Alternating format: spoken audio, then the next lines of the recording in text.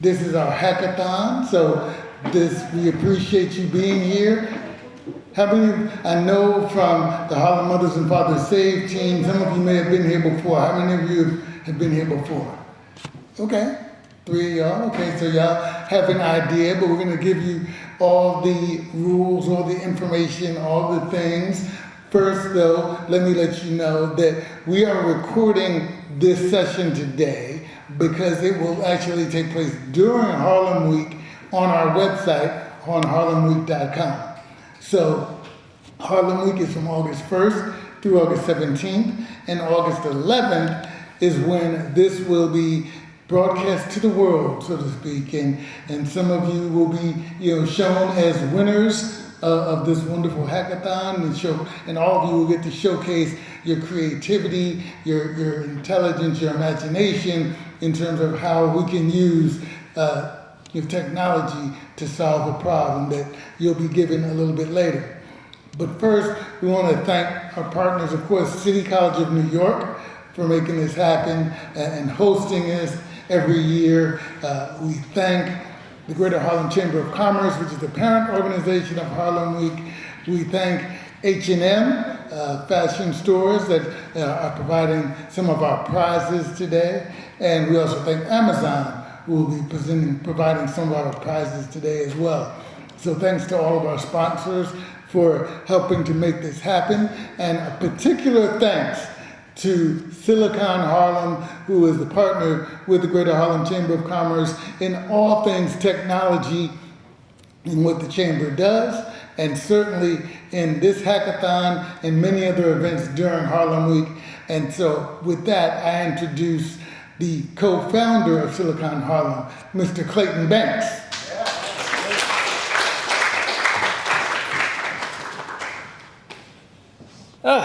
That's as far as I can run.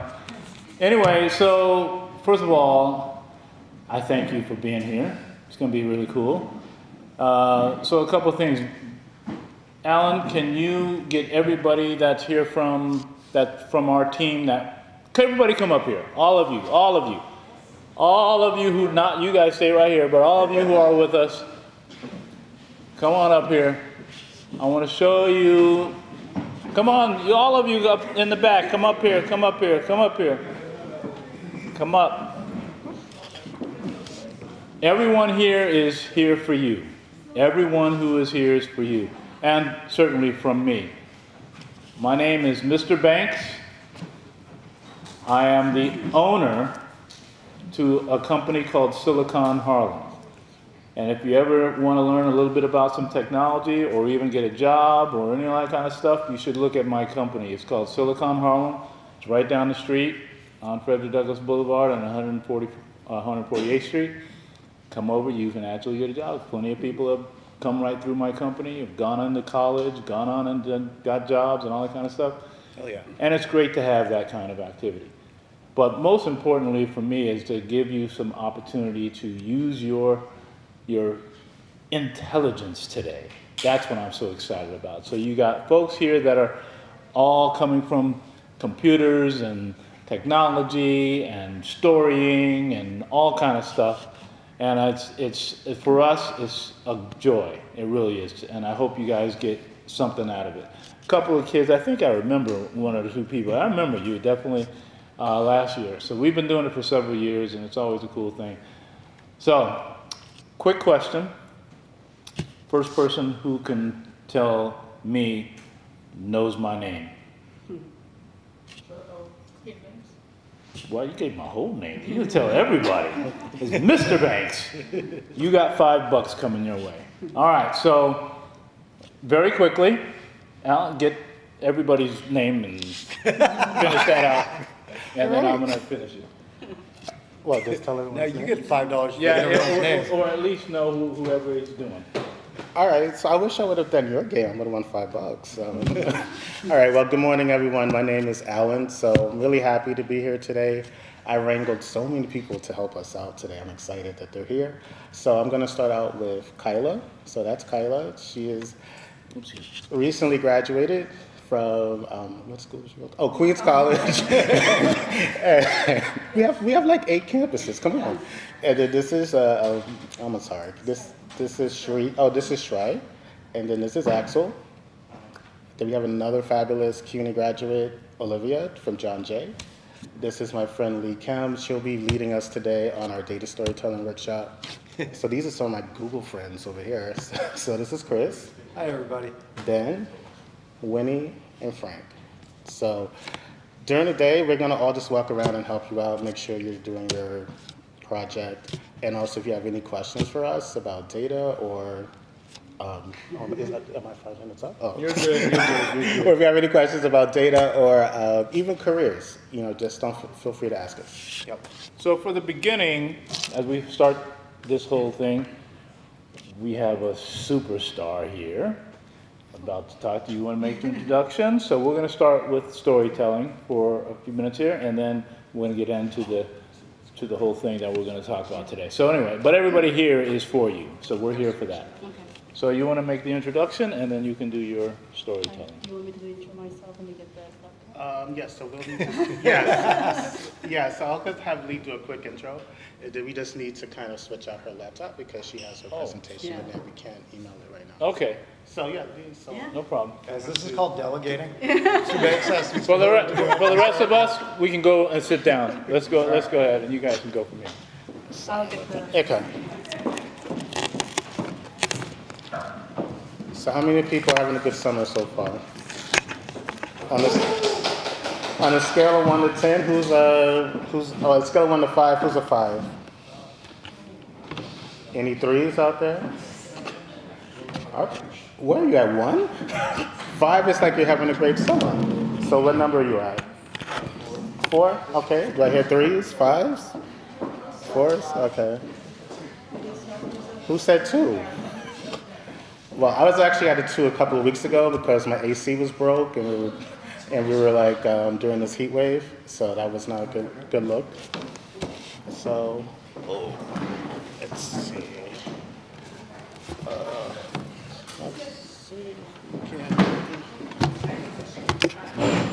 Oh.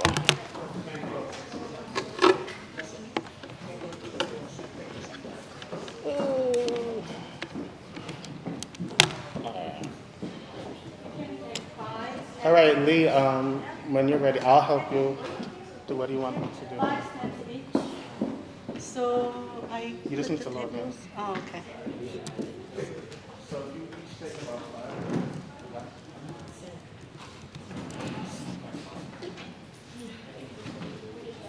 So summertime is a painful time for me. I was gardening and I touched poison ivy. So my eyes, I'm Asian, so I have small eyes, but still, it even made it smaller. So I'm gonna put this one on for now. Okay. So you might be wondering, what the hell are you wearing, lady? This is day 1,891st one. So I've been making one every day since 2017. So if you're thinking, she's crazy, I am. And if you're thinking, what is she gonna tell us? I'm not gonna tell you much, but you're gonna be doing a lot of work. So today, I'm gonna go into human curiosity and creativity. When you walk into the door and you saw me wearing this, anybody thought, what is that? Good. Anybody thought, what is that she's wearing, yeah? And anybody thought, I wonder if somebody's birthday, or I wonder if there is something going on in the city. Anybody? Okay. So when you think, I wonder, that's when the curiosity kicks in. When you say, I know for sure, then there's not a curiosity, right? So we're gonna do a lot of I wonder today. And we're gonna start that with thinking about how might we bring human curiosity and creativity into shaping stories that matter. Stories are all over the place. When you came into this ballroom here, how many people took the subway? How many people walk? How many took the bus? And all along those transportations and walkways, each person holds stories. But not every story matters, not to me, but some stories matter. And we're gonna go into some of the stories that matter to you. And we are gonna actually do a pair up. So let's pair up, two, two, two. Maybe you two, can you just pair with them? Can you go, yeah? And then you two, that's good. And then the end, you can also participate, turn two. Okay, so you know your pair? You know your pair? Who's your pair?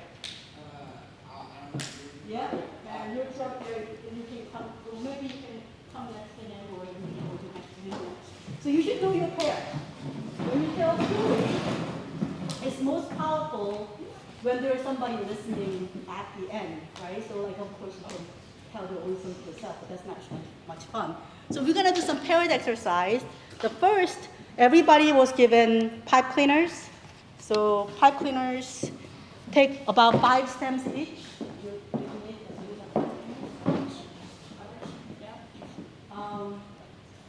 And this is going to be your tool to shape the story. Are you ready? Yeah? All right.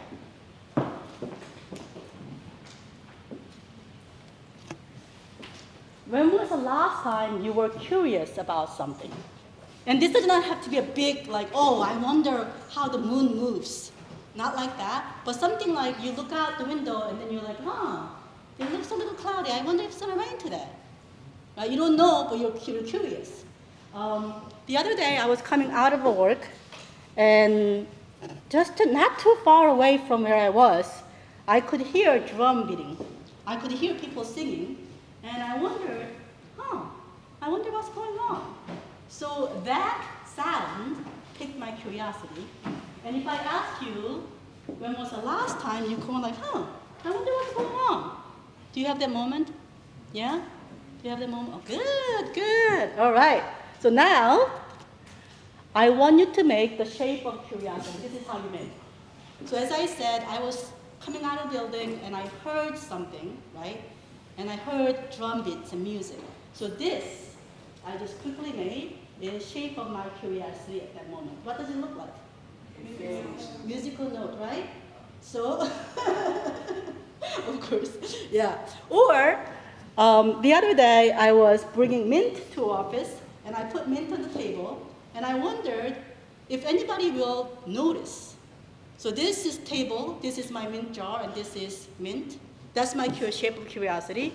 And also, about a month ago, my father-in-law passed away, and when we were burying him, and this is the grave, this is inside, and I wondered what was the last part of his life was like.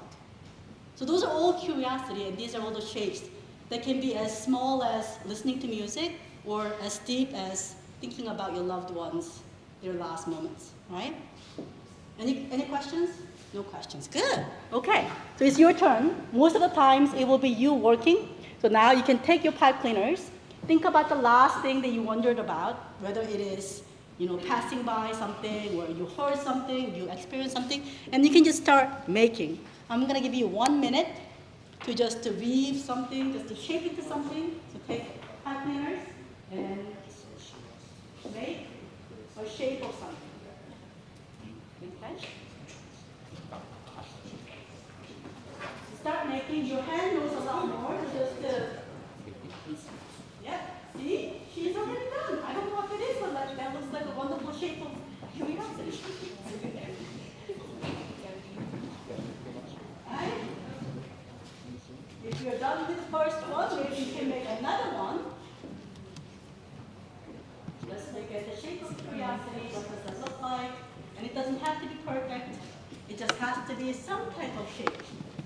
Shape says, a line is a shape. So if you want to make a line with a shape,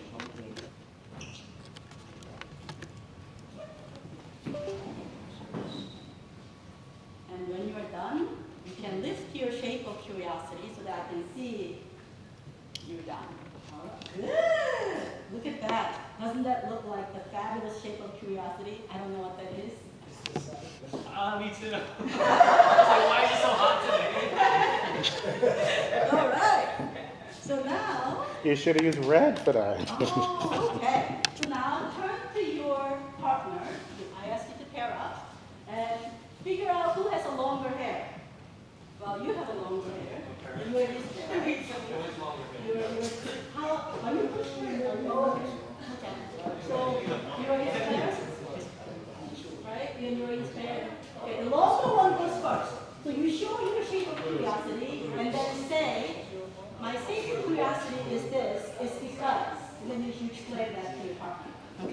let's do that. Go ahead.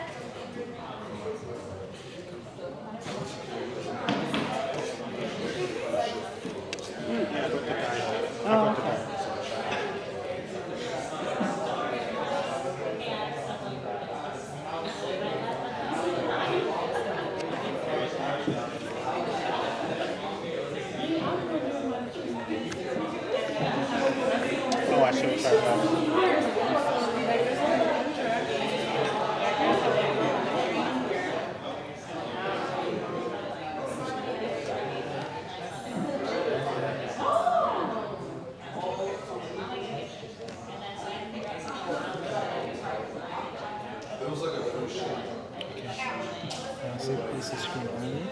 Oh, how did that get hit? How did that hit? Yeah, it's like the choices of it went off the choice of the stomach. It went to pieces for a moment, but I don't know. Yeah. The ghost must have see how he's trying to. Yeah. Is it because it can't see the signal? Because it's saying no signal. Yes, let me restart.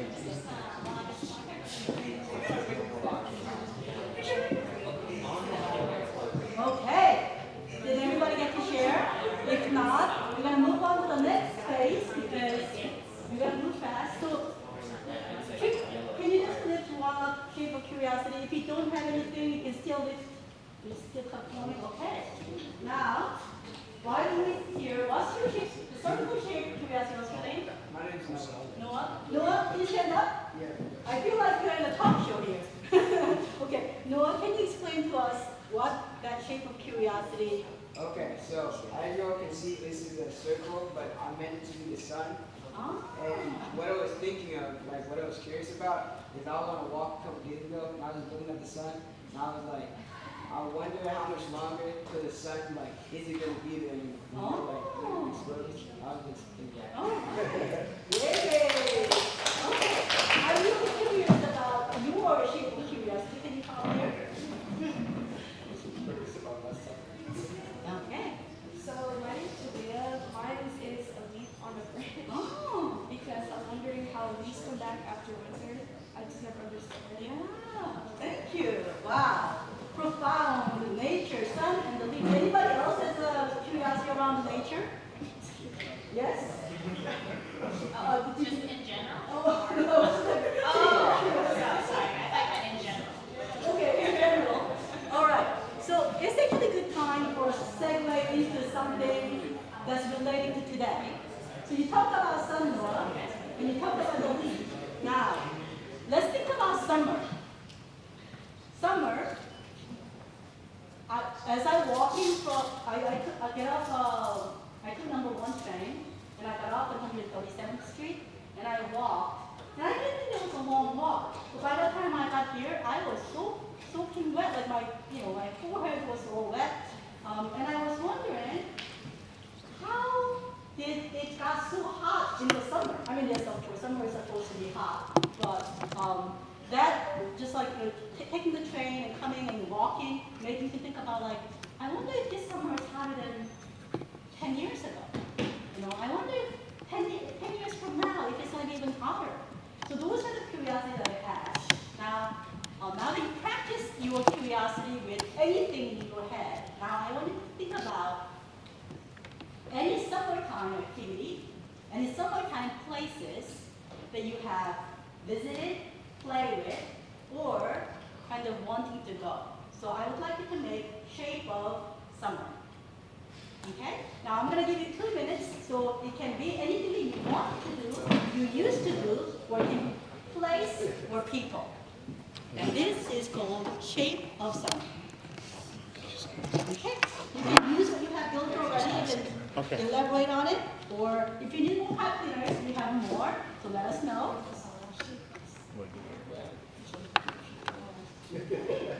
Good. What is your shape of summer?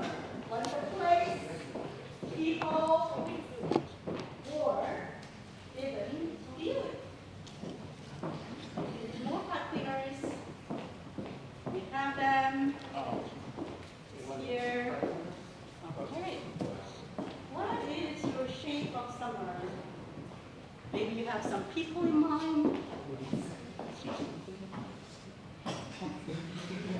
Yes, yes, it can, yes, it can be water, sand, storm, anything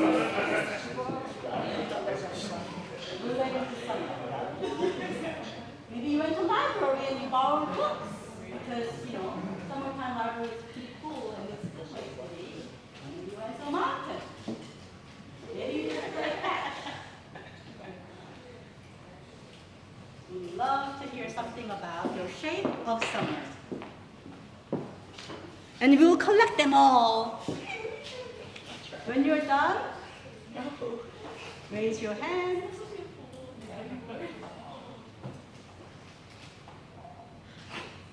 If you're done with one, if you can create another one with, okay, would you like to tell, Alan is done. Okay, Alan, tell us, what's your shape of summer? So my shape of summer is ice cream. Ah, yes, definitely ice cream Yes. cone. I was trying to get another scoop on you.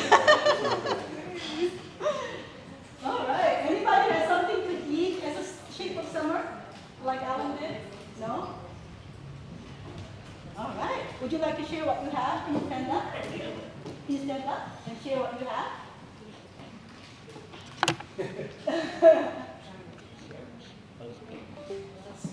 Yeah, let's see. It looks very elaborate. Okay. Let's go. Is it a gift? Okay. Oh. So you're a summer baby. Okay. Birthday present is the shape of summer. Thank you. Okay, let's hear the shape of summer. All right, let's. Would you like to share us?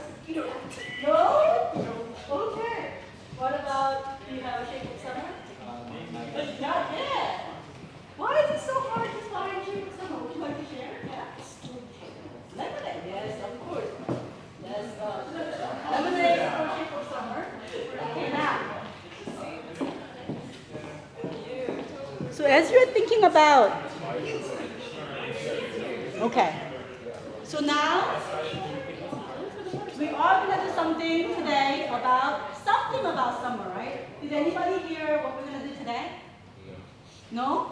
You have no idea what we're going to do today? Okay. We're going to do something about pools in the city.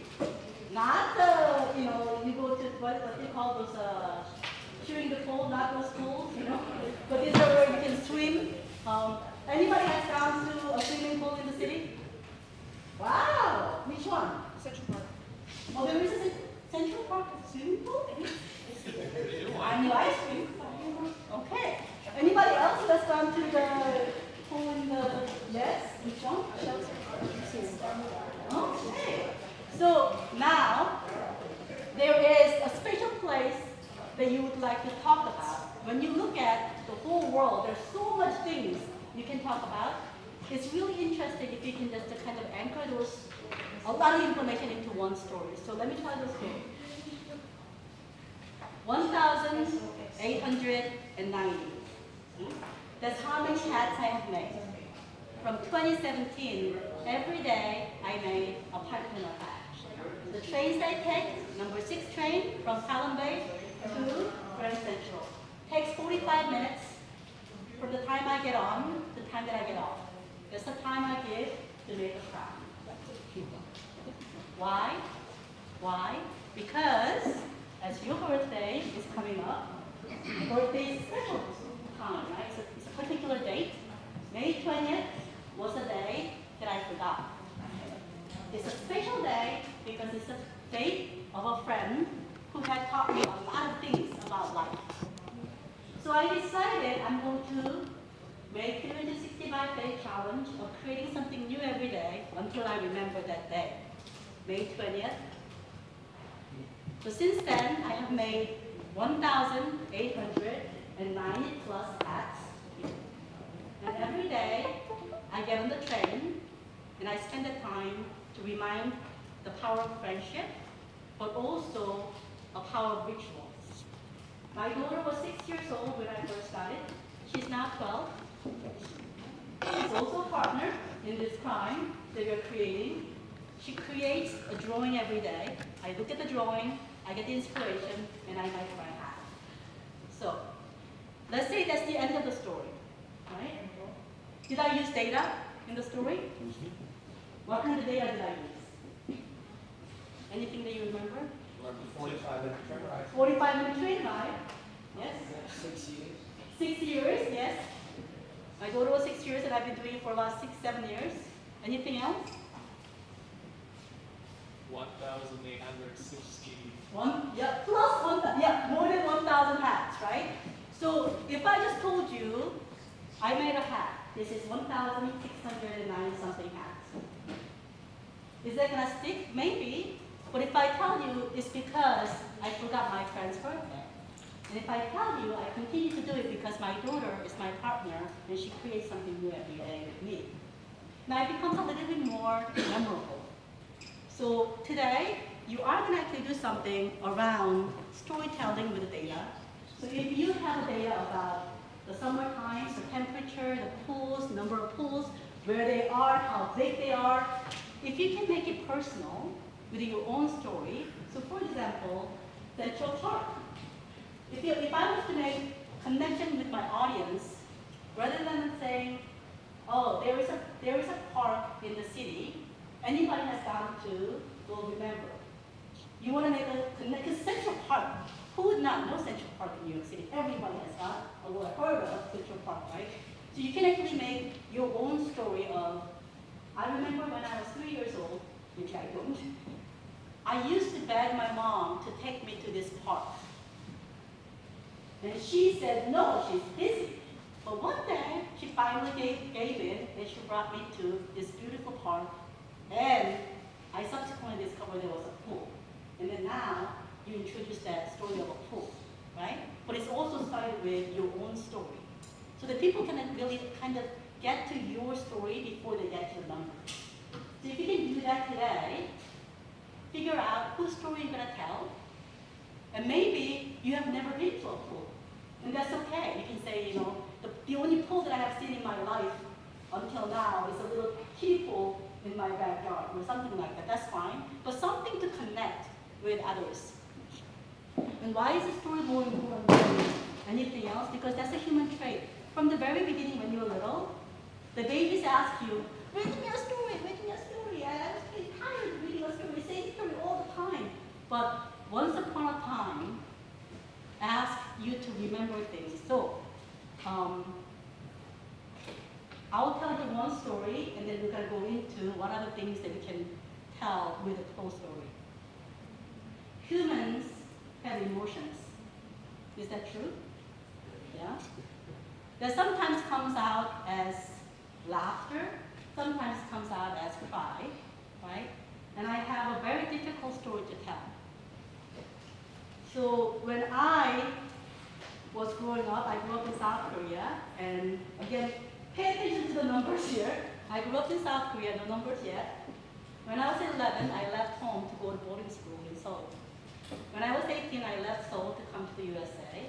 And then, afterwards, I married my college friend, and I had a baby, the 6-year-old that I had mentioned. When she was 1, I went back to Korea with her, and my mom and my dad did not really like the way that I became a person that's different from what they expected. So they threw me out of the house, you know, fast forward, and I didn't know how to reconcile those things between who I was, who I became, and what they expected me to be. So I became an orphan all of a sudden, right? 20-something years, I was their child, and I became an orphan. And all of a sudden, I didn't know how to solve this problem. So I was trained as a mechanical engineer, so I was an engineer. And engineering is quite simple in a way that I can actually, if you give me a problem, I have a formula to apply, and I can get the answers. Humans are not that simple. So I cannot just plug in the numbers and expect answer for my parents or myself to get the proper answers. And that's when I was exposed to something called human-centered design. And human-centered design starts not with questions or solutions. It actually starts with whose problem is this? So when I looked into this problem of me and my parents having this quarrels or argument or disagreement, I thought about whose problem is this? And there were a lot of assumptions in that story from my part where I thought, oh, my parents are wrong because they don't understand who I am, who I became. And I just put, I was right. And I was trying to prove how I was right. Human-centered design asks you to think about a person you are dealing with or solving the problem for, and then be really curious about it. So remember in the very beginning we talked about curiosity, and you just think about I wonder. And so the first question after human-centered design was to me, and because the problem that I was trying to solve is this huge question of, am I still their child? I thought about my mom. And the first question I asked was, I wonder who she was when she was 6 years old. Because I never knew. I always thought my mom is mom. You know, if you have parents, you probably do not think about them as a child. They're always this adult. And then I thought, I wonder what was it like to grow up in a country that was destroyed by war. And then I thought, I wonder what was it like to give a birth to a child when you were so young. And I wondered what was it like to send off the child when she was 11 to go to another city. And all throughout, I realized that maybe the way she was looking at the life is very different from the way that I was looking at the life. So if you can imagine a window through which you can see things, you have built up the window based on your own life experiences. And that window could be very large. As you can see, a lot of perspective in that window, right? But if my mom never had gone through life with this, and has gone through life with this, and I'm telling her, hey, look out the window, I see a cameraman, I see some snacks, and then she said, I don't see anything, I only see a wall. Is she lying? No. Am I lying? No. We both are seeing two different things, but if I step back, and then I ask, I have no idea what you're going through, but if you allow me to see your window, then I'll be, and then explain to me what you see, because it's very unfamiliar to me. I cannot really see what you're singing. Then you can actually start to understand what they're seeing through their window. So today, as you are going through the exercise of creating stories with a pool, you have your own story to tell. That's very powerful. So if you have a story about the summer, start with that, right? But if you also have stories of others to pull in, like I wonder, what was it like to grow up like you? Can you tell me the neighborhood where you grew up? Because I can find, I'm only looking at the Bronx, or I'm only looking at Manhattan, but maybe you grew up in Brooklyn, maybe their pools are very different. So you ask that question to your team members, hey, what was it like to go, if you have ever been to a pool, what was it like to go into the pool?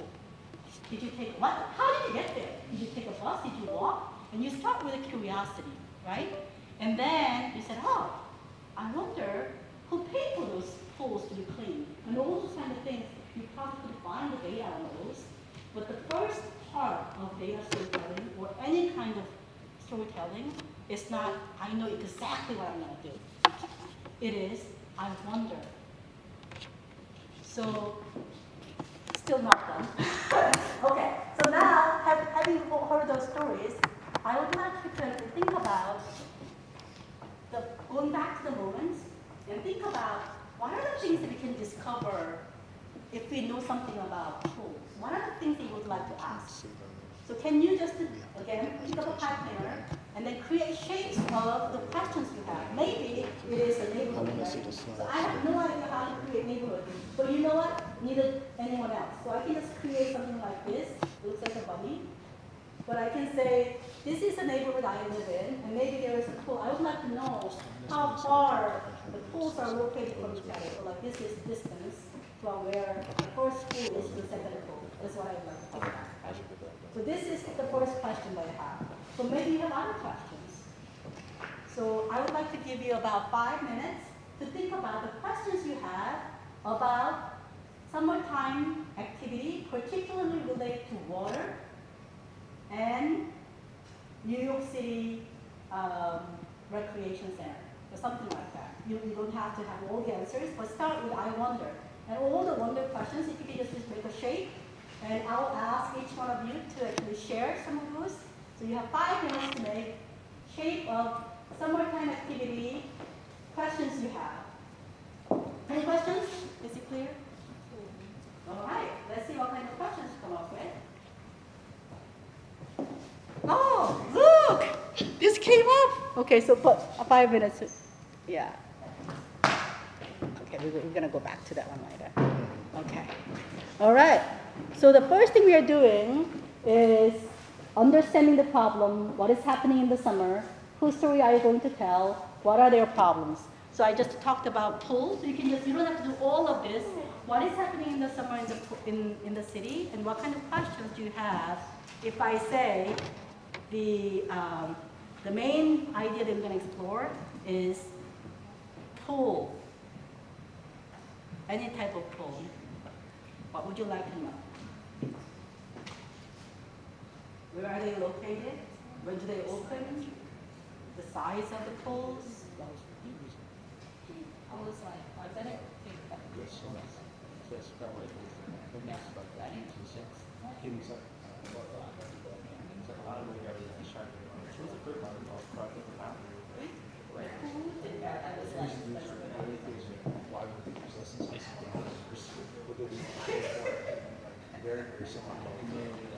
Okay.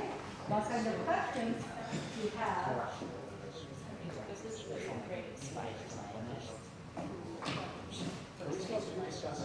Yeah, while you're done, you can also discuss, yes.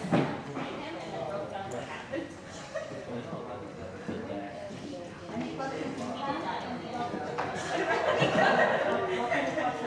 I was wondering if New York City wanted to put water slides.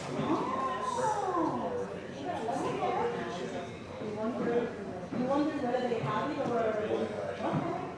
What other questions? Do you have any questions about tools or maybe questions? Such a good question. So what's the accounting? Like how, what are the like wrong with it?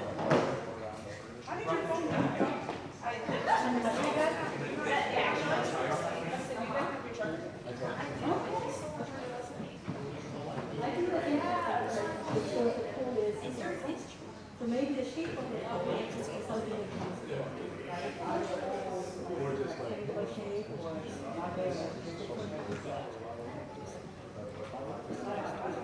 Any questions about the pools?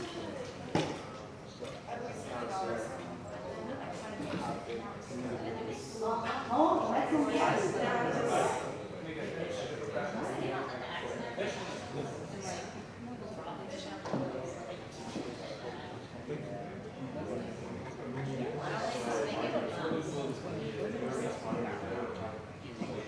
All right. I think there are some interesting questions that's coming up. So let's go from Noah. We're still thinking. All right. Anybody has any questions about the pools? We had a shape of the pool. How big? What's the maximum size a pool can be? That's a question, right? Anything else that people had? Questions about this? How often do they clean the pool? Yes. Anything else?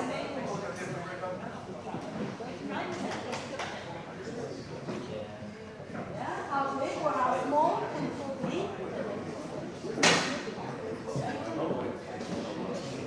Cool. I also wondered, what is the first pool that opened in New York City? That would be interesting to know. And why, maybe they closed it too. Maybe some of them are closed. And why did they close those pools? Yes? How much money goes into maintaining the pool, opening the pool? And with that, maybe there are how many people are working in the pool, right? Yeah. Okay. I think that's it. Yeah. Okay. So. No, we lost the signal again. After the. Yeah. Okay. So with that, I would like to actually have all the shapes of the summer pools.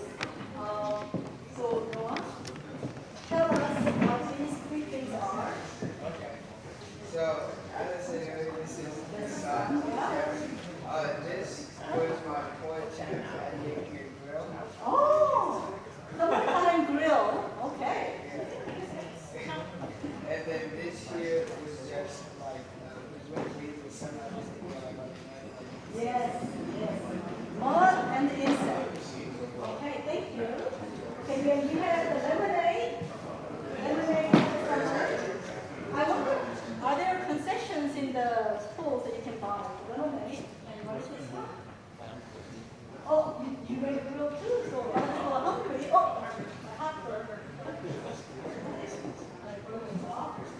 Okay, what about this one? Yeah. Look at this, the diving board. If any pools have a diving board. Flying.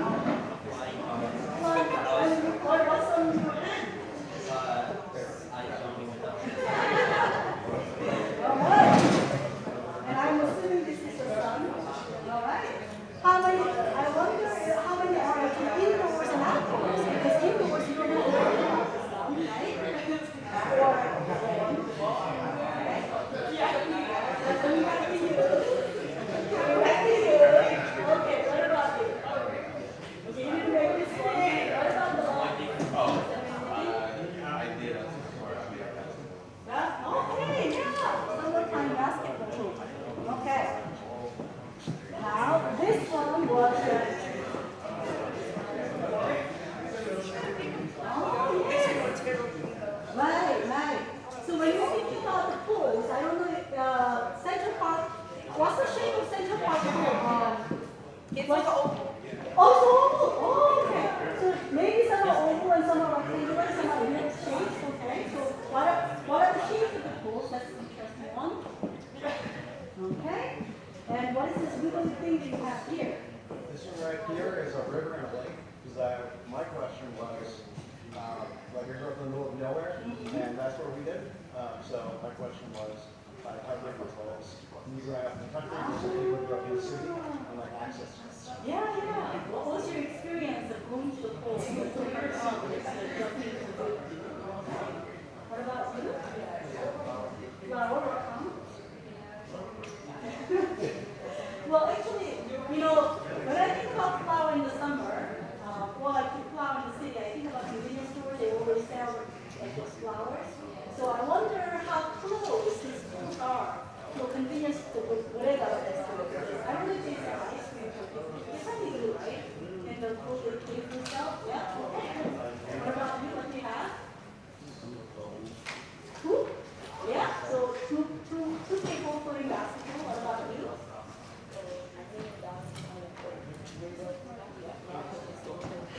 Oh, do you have to pay in the pool?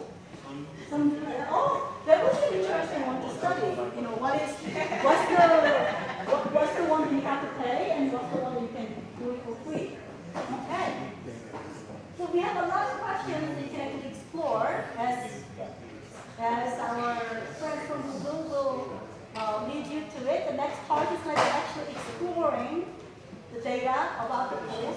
You already have some ideas to play with, right?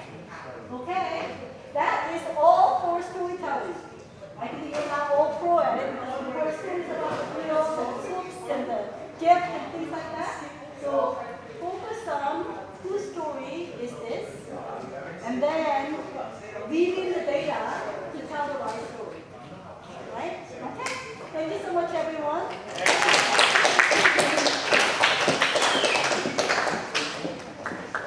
Outstanding. Thank you very much. That was great. Where's all the cool stuff that was made up in here? Oh yeah, I love that. That's cool. And wow, look at these. Okay. Well, listen. Guess what, folks? We have a very special person here.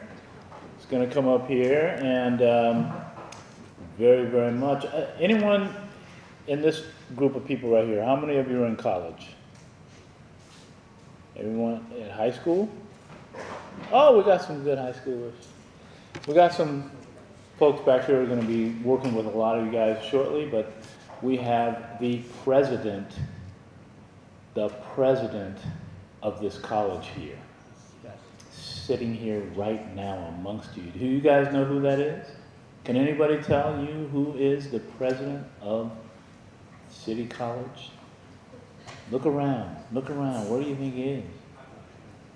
Whoever gets it gets $1. You see, she has answer. What is it? Axel. Axel? No. Next, who else? I guess I get myself $1. Bring up your president of City College, one of my great friends. I love the guy. You guys will too. And I hope you come to this school. It's right here. And that, Dr. Boudreau, Dr. Vincent Boudreau, the president of City College, great friend, and he's going to tell you, get your ass to this school. All right. Yeah, I probably won't say exactly that. I forget how many years this is for us hosting the hackathon, but it is, City College, my school has been an enthusiastic supporter of Harlem Week. It's, for probably the last 10 years. And this hackathon is a real big part of what we do every year. You all are working on pools. I've got a cool story for you. We have on this campus 2 pools. There's 2 pools on this campus. If you come to City College down Convent Avenue from 140th Street, the first thing you hit are those old buildings. That's the old historic campus. That, by the way, was established in 1907. The big building on the left is called Shepherd Hall. The best room in Shepherd Hall is called the Great Hall. It looks like Hogwarts inside. And the first person to ever speak when we inaugurated that building was Mark Twain. So this is a place with history. And in one of those old buildings, we have a pool. That pool has had water in it for the last time in 1979. And right now, if you go to that pool, it's got boxes of papers in it. It's a storage facility. And the reason it doesn't have water is 2. First of all, it is difficult to maintain a pool. But second, we built a brand new pool in the basement of Marshak Hall. Now, Marshak Hall, if you go outside, is the building with a tall tower that's right across the street from where you're at right now. That is an Olympic swimming pool. And that has had water in it for the last time in 2008.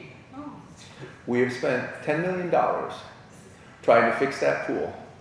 We've put water in that pool 4 times in the last 4 years thinking that it was done, and every time it leaked somewhere. So we pulled back the inside of that pool lining, and we discovered that when the people started fixing it 4 years ago, the very first thing they did, the wall of the pool that's supposed to keep the water in and the dry out, wasn't done correctly. So we are now in the process of redoing that pool from scratch. But I want to tell you why it is important to me. It's been a decade we've been working on that pool. As I said, $10 million. We're probably going to spend another $4 or $5 million fixing it. It's important because making sure everybody has access to a swimming pool is deeply, deeply important. And we're in a place right now where there's not a lot of swimming pools close by.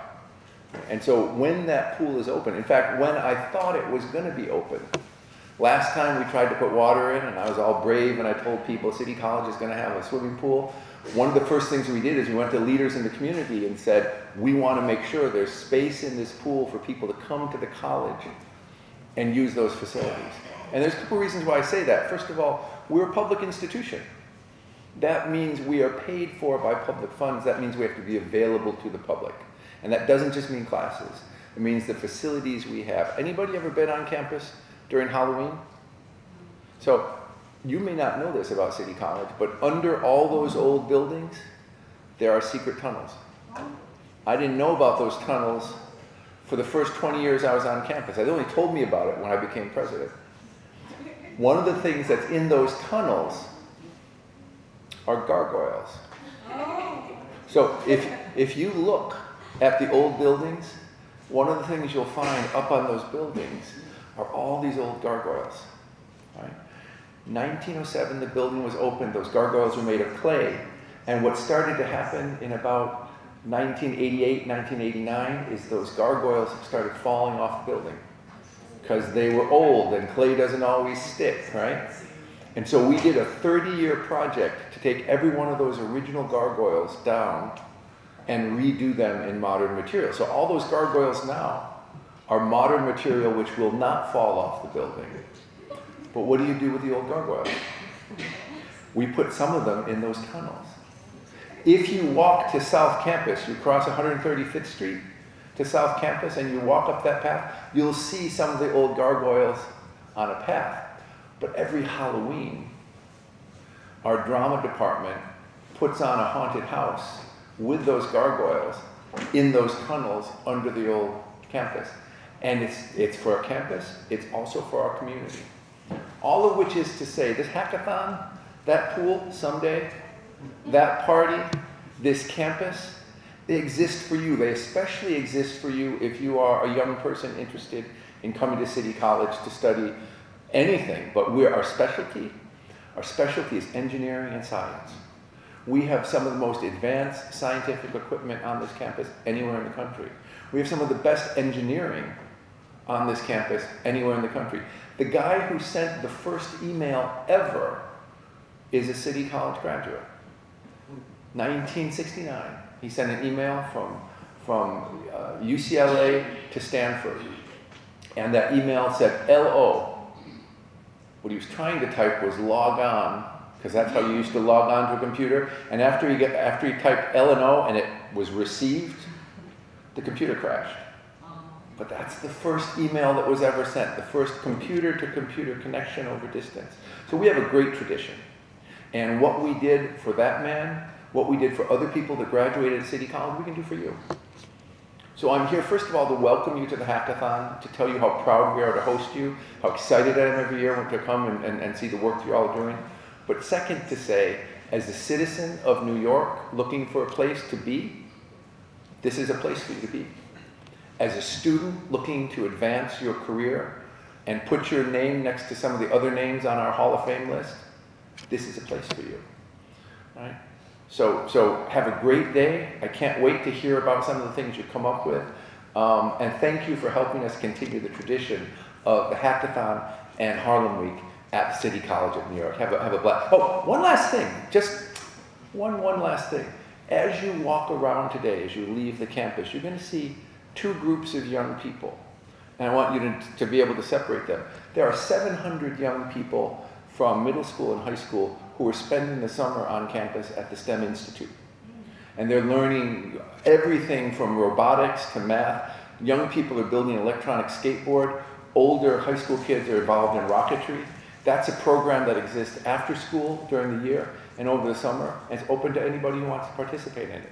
So that's one group that you'll see. People like you looking to figure something out. The second group you'll see just arrived yesterday. You'll see them in white shirts, and their t-shirts say Ukraine for Science. And these are young people from the Ukraine who are here to spend the next 6 weeks, get away from the war, take a little bit of a break, get some fresh air, and enjoy the things that New York City has to offer. We told them all about Harlem Week. And so if you see either of those two groups on campus, know that they are here doing the same thing that you're doing here, taking advantage of these opportunities and figuring out what the next step is in their life. So say hi to them, tell them who you are and what you're doing on campus. Thank you, have a great day. I'm really pleased to have you here.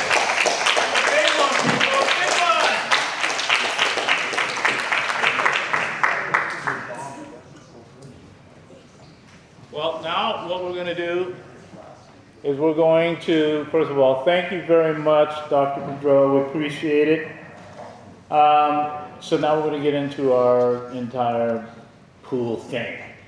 So some of the folks in the back here are going to also be part helping out with what you're doing. You guys bring up a little closer now so we can sort of get you up here. And Alan, do you want to bring up Ben? Yeah, it's time for Ben. We're going to get going. After that, we're going to have something like pizza or something in a short time. But why don't you bring up Ben? Okay. Yeah, we're having problems with the signals.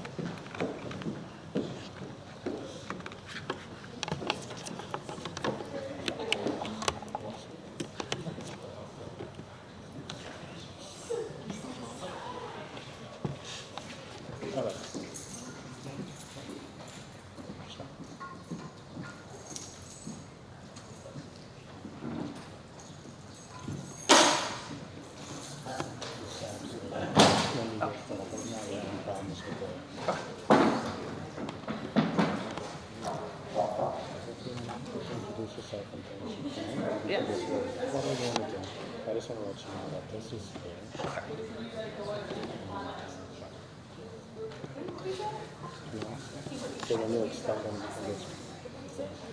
So while we're putting this together, this is going to be a lot of fun, but it is going to take a lot of connectivity with each other. This is going to be a really cool thing. We've been talking a lot about this, especially if you even like today is what, in the 90 degree of hotness. I mean, this is, yeah, everybody wants to be in a tool, and pools. So anyways, this is right. Yeah, there we go. oh, we need to. So there's quite a few pieces to what we're going to do, and whoever wins is going to win. We're going to win. You know, third place team will win, you know, tickets to go to the Metropolitan Museum of Art. You'll also receive a special classic Harlem Week merchandise. Second place team will, in addition to those things, get ticket or gift cards, I should say, Amazon gift cards and gift cards for H&M, you know, fashion store H&M, clothes for back to school, all that good stuff. First prize team will receive Amazon tablets. All right? So everybody will get something, but now you know first, second, and third. I know some of you have been here before. Certainly the Harlem Mothers and Fathers Saved young folks have been used to winning they seem to have representation on the winning team each year. We'll see if that happens this year. But you all going to be broken up into teams, and they'll tell you how that'll happen, and they're going to tell you how you're going to create your projects. So I think we should make probably teams of 5, right? So I think there's 15 or so. So let's do 5. Make your 5 team together.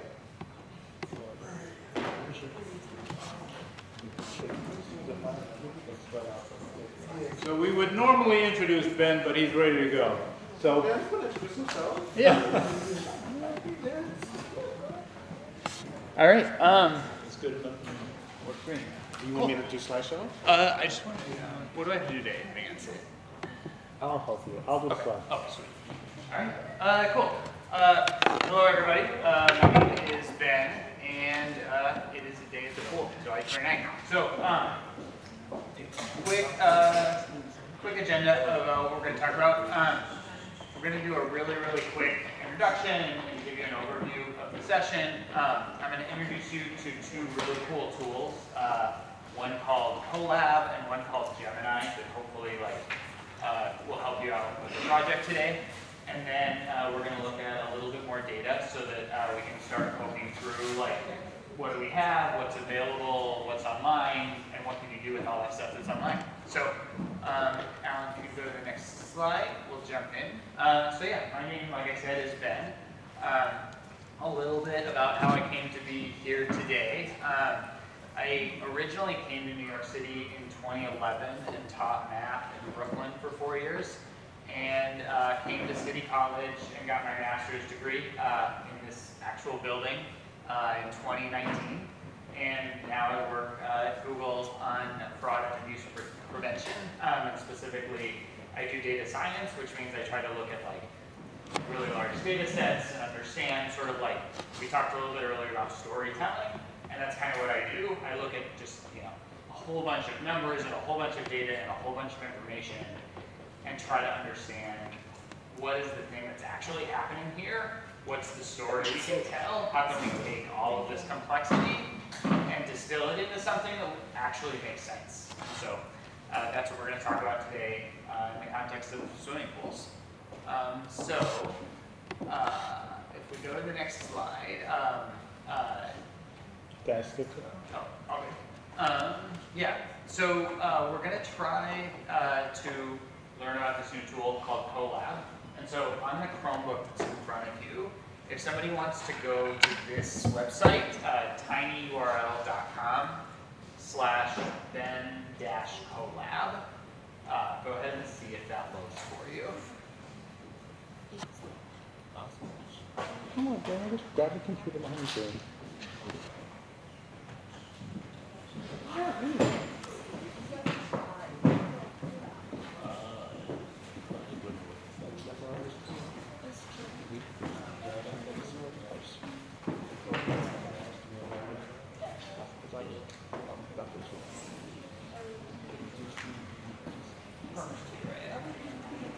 All right, you guys get over here. Okay, so the first thing I want you to do is make a copy of it so that we're not like you guys aren't working on top of you all and vice versa. And so just like in other Google Drive files, if you click on File, there should be an option that says Save a Copy in Drive, like in that first step there.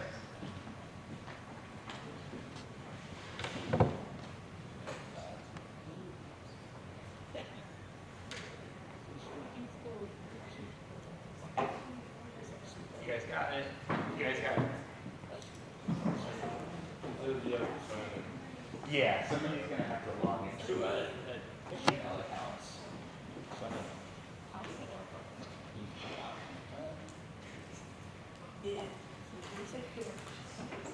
Does anybody have a Gmail that they log into?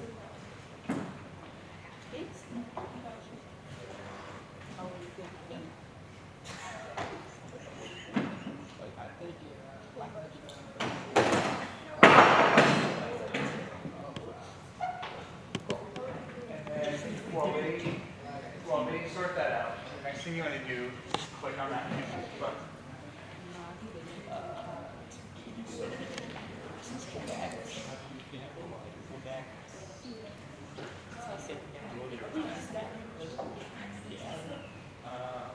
So you can go set and the last thing is to make sure it works.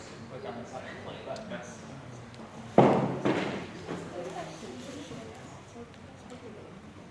That check mark means you guys are all set.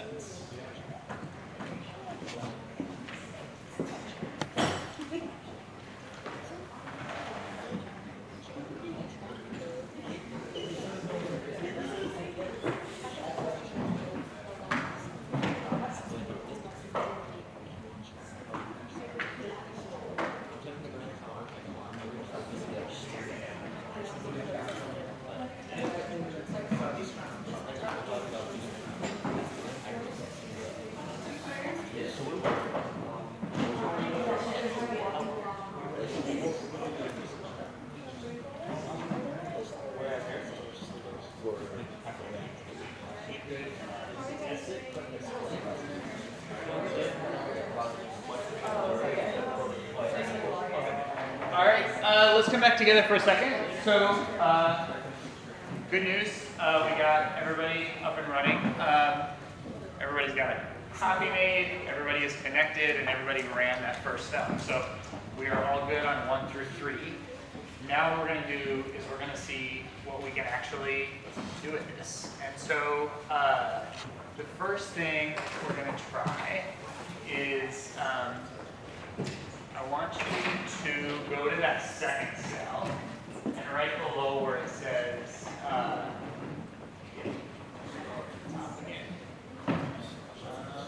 yeah, go ahead. There should be a tab that says Pro to Collab and AI.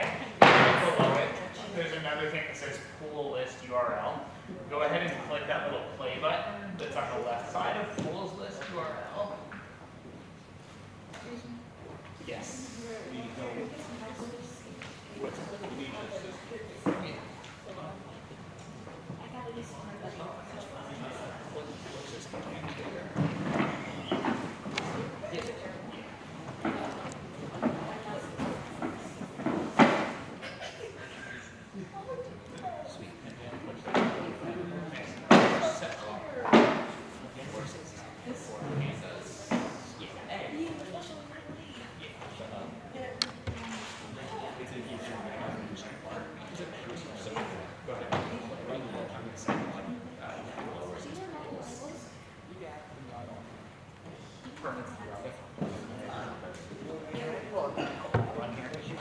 Oh, I do.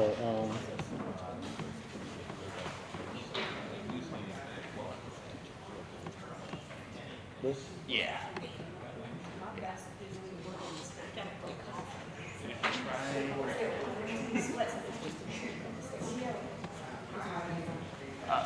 Yeah, okay, perfect. So let's try something together.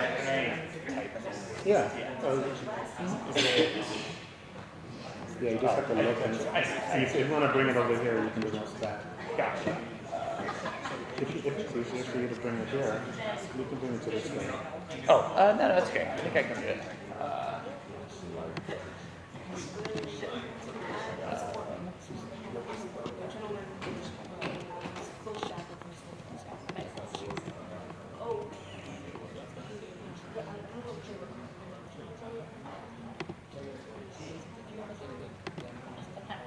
Okay.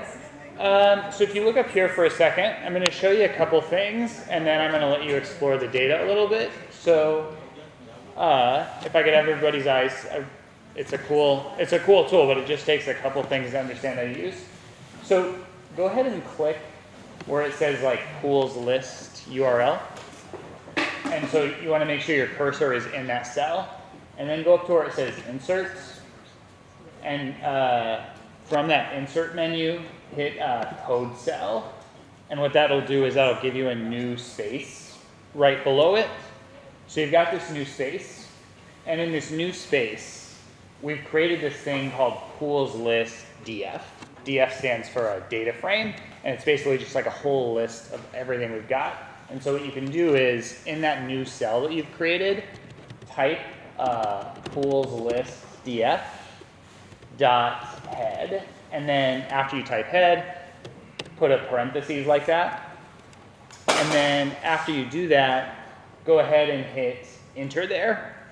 So pools list df dot head, click the play button, and then take a look at your screen and tell me what you see.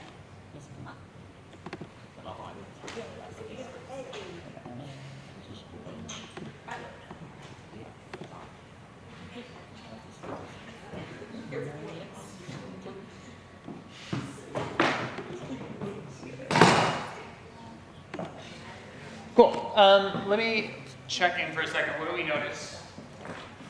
So you've got this thing. It's called pools list DF. What do you see? This screw doesn't pull up right over here. Oh, you got it pulled up. Yeah. So what do you see? So we have borough, community board, council district, park district. I don't know what that word is. Good question. I don't know anything. What's the word? Just property? Yeah. We've got location. That's a property number. Oh, okay. We've got a location. We've got a system. And so we've got this data frame, right? We've got all this information about pools. Each row in this data frame is a different swimming pool, and we know what borough it's in, and we know where it's located, all of that. The next thing I want you to do is if you go to that cell right below it, where it says pools list df dot borough dot value counts, go ahead and hit the play button next to that cell and tell me what you see. graph. Yeah, we get a graph. What's the graph tell us? Pools per borough. Yeah, which borough has the most pools? Borough has the most. Manhattan. Yeah, and which has the least? That's fine. SI. And is it close? Is it not close? Are they about the same? Are they not quite the same?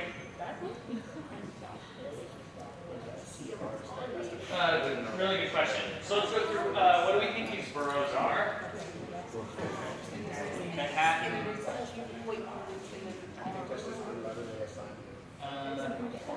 I'm gonna guess process of elimination. Look at the stat line. Yeah. Just a guess. All right, so now we made this bar. The next thing I want you to do is, oh yeah.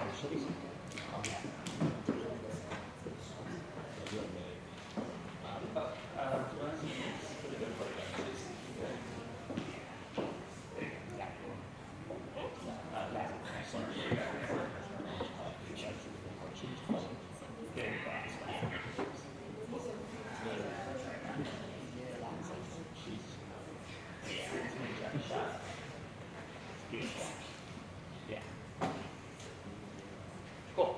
So, want to show you another thing, which is, if you keep going,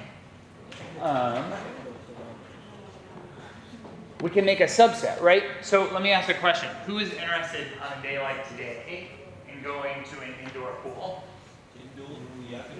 Frank loves his indoor pool, so does Wayne. What, Chris likes outdoor? You want outdoor?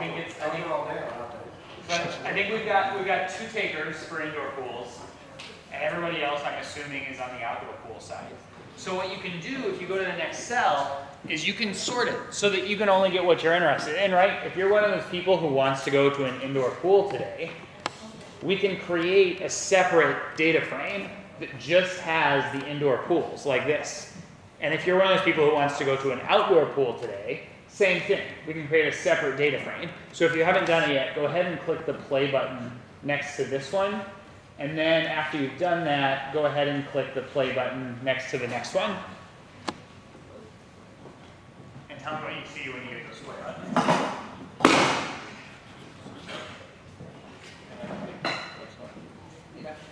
Makes it more fun. Instead of running. Yeah.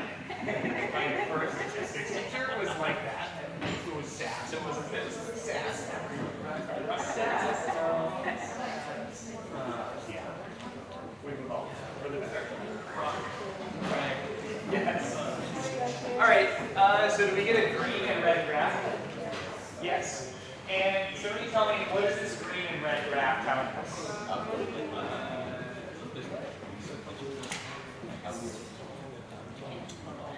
Any takers? What's the green and the red doing for us? Yeah. Indoor versus outdoor pools. Yeah, indoor versus outdoor, and there's one other thing going on. It's indoor versus outdoor, and it's telling us the number and what's happening on the x-axis. The different purpose. Yeah, and so you can see how many indoor pools, how many outdoor pools by different versions. And now what I want to do is, real quick, I want to show you one other thing. So go ahead and put your cursor in that indoor, put it here where it says outdoor counts, indoor counts, combined counts dot plot, where you've got all that. Put your cursor in there. And then again, we're going to go to that insert menu. And we're going to hit insert code cell. And when you hit insert code cell, you should get a fresh, like, blank cell right below it. I'll show you that one more time in case you missed. So just put your cursor in this box that says outdoor counts, indoor counts. Go to the insert menu and then hit code cell.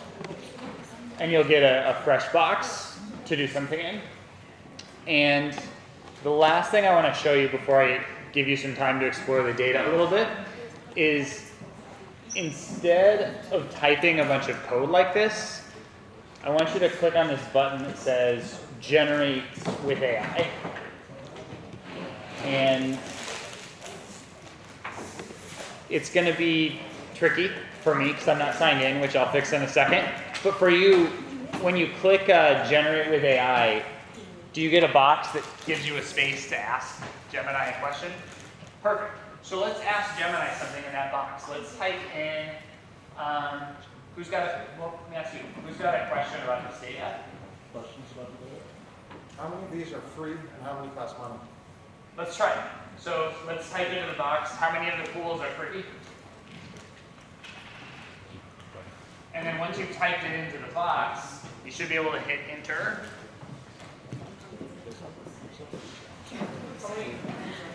Yeah.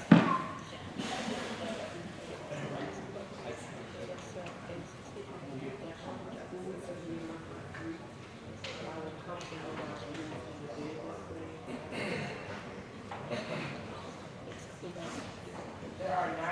So we got an answer. Yeah. Perfect. So we got 93 pools. Who's got another question? You got 0? I don't know what I did. I typed it down here. Yeah.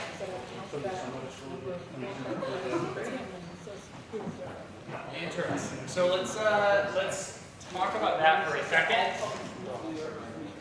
So we got 2 different answers. We got a 90 and we got a 0. Did we get any other answers besides 90 and 0? We know we got at least 2. Are there others out there?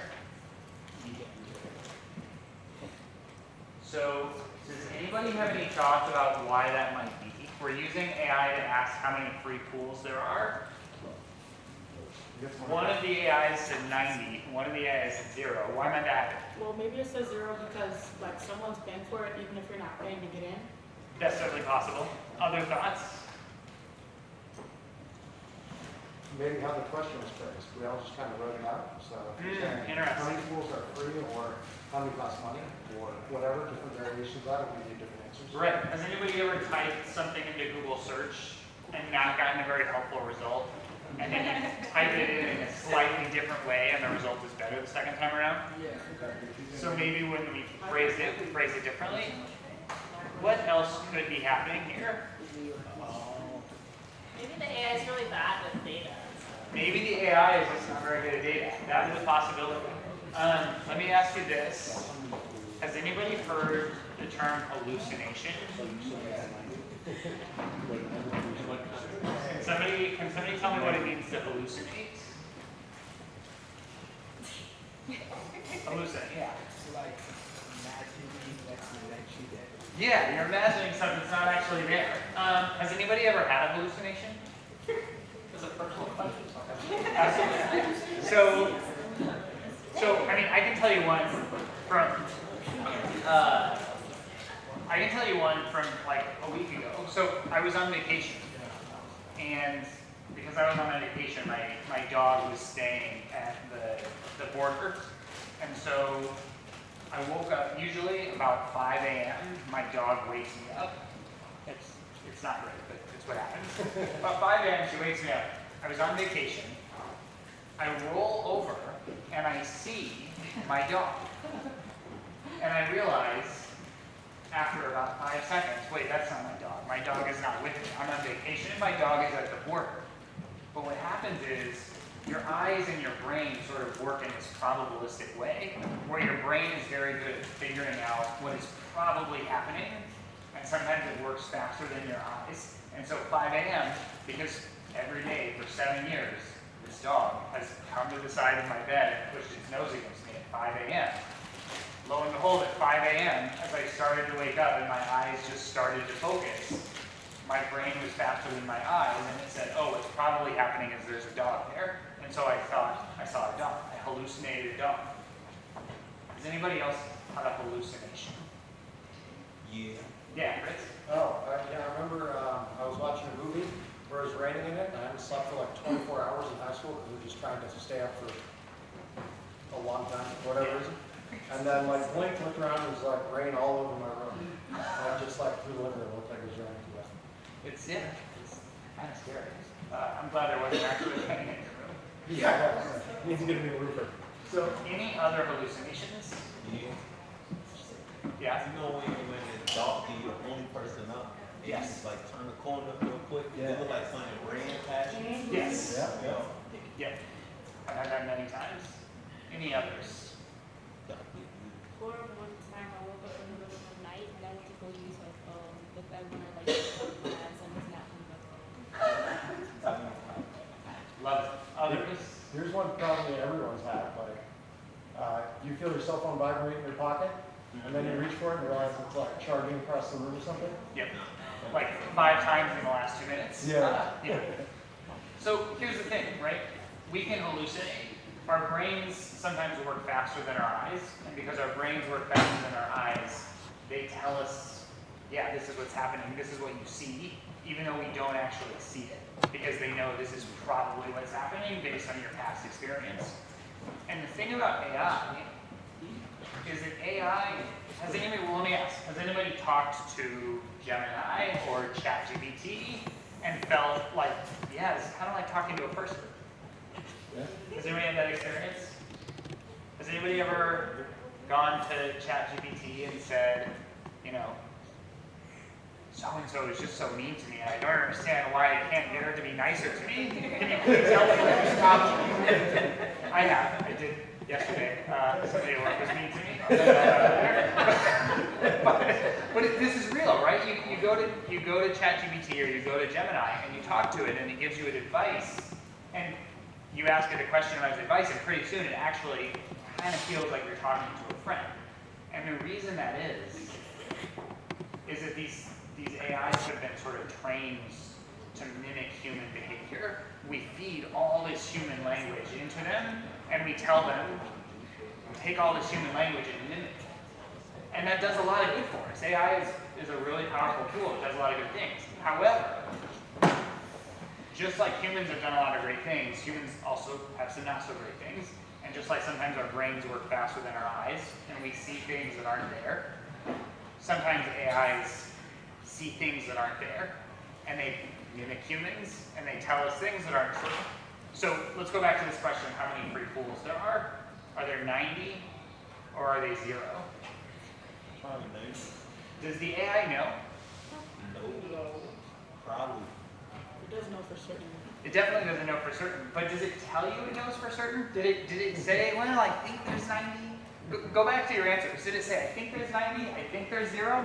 Or did it say, there's 90, there's 0?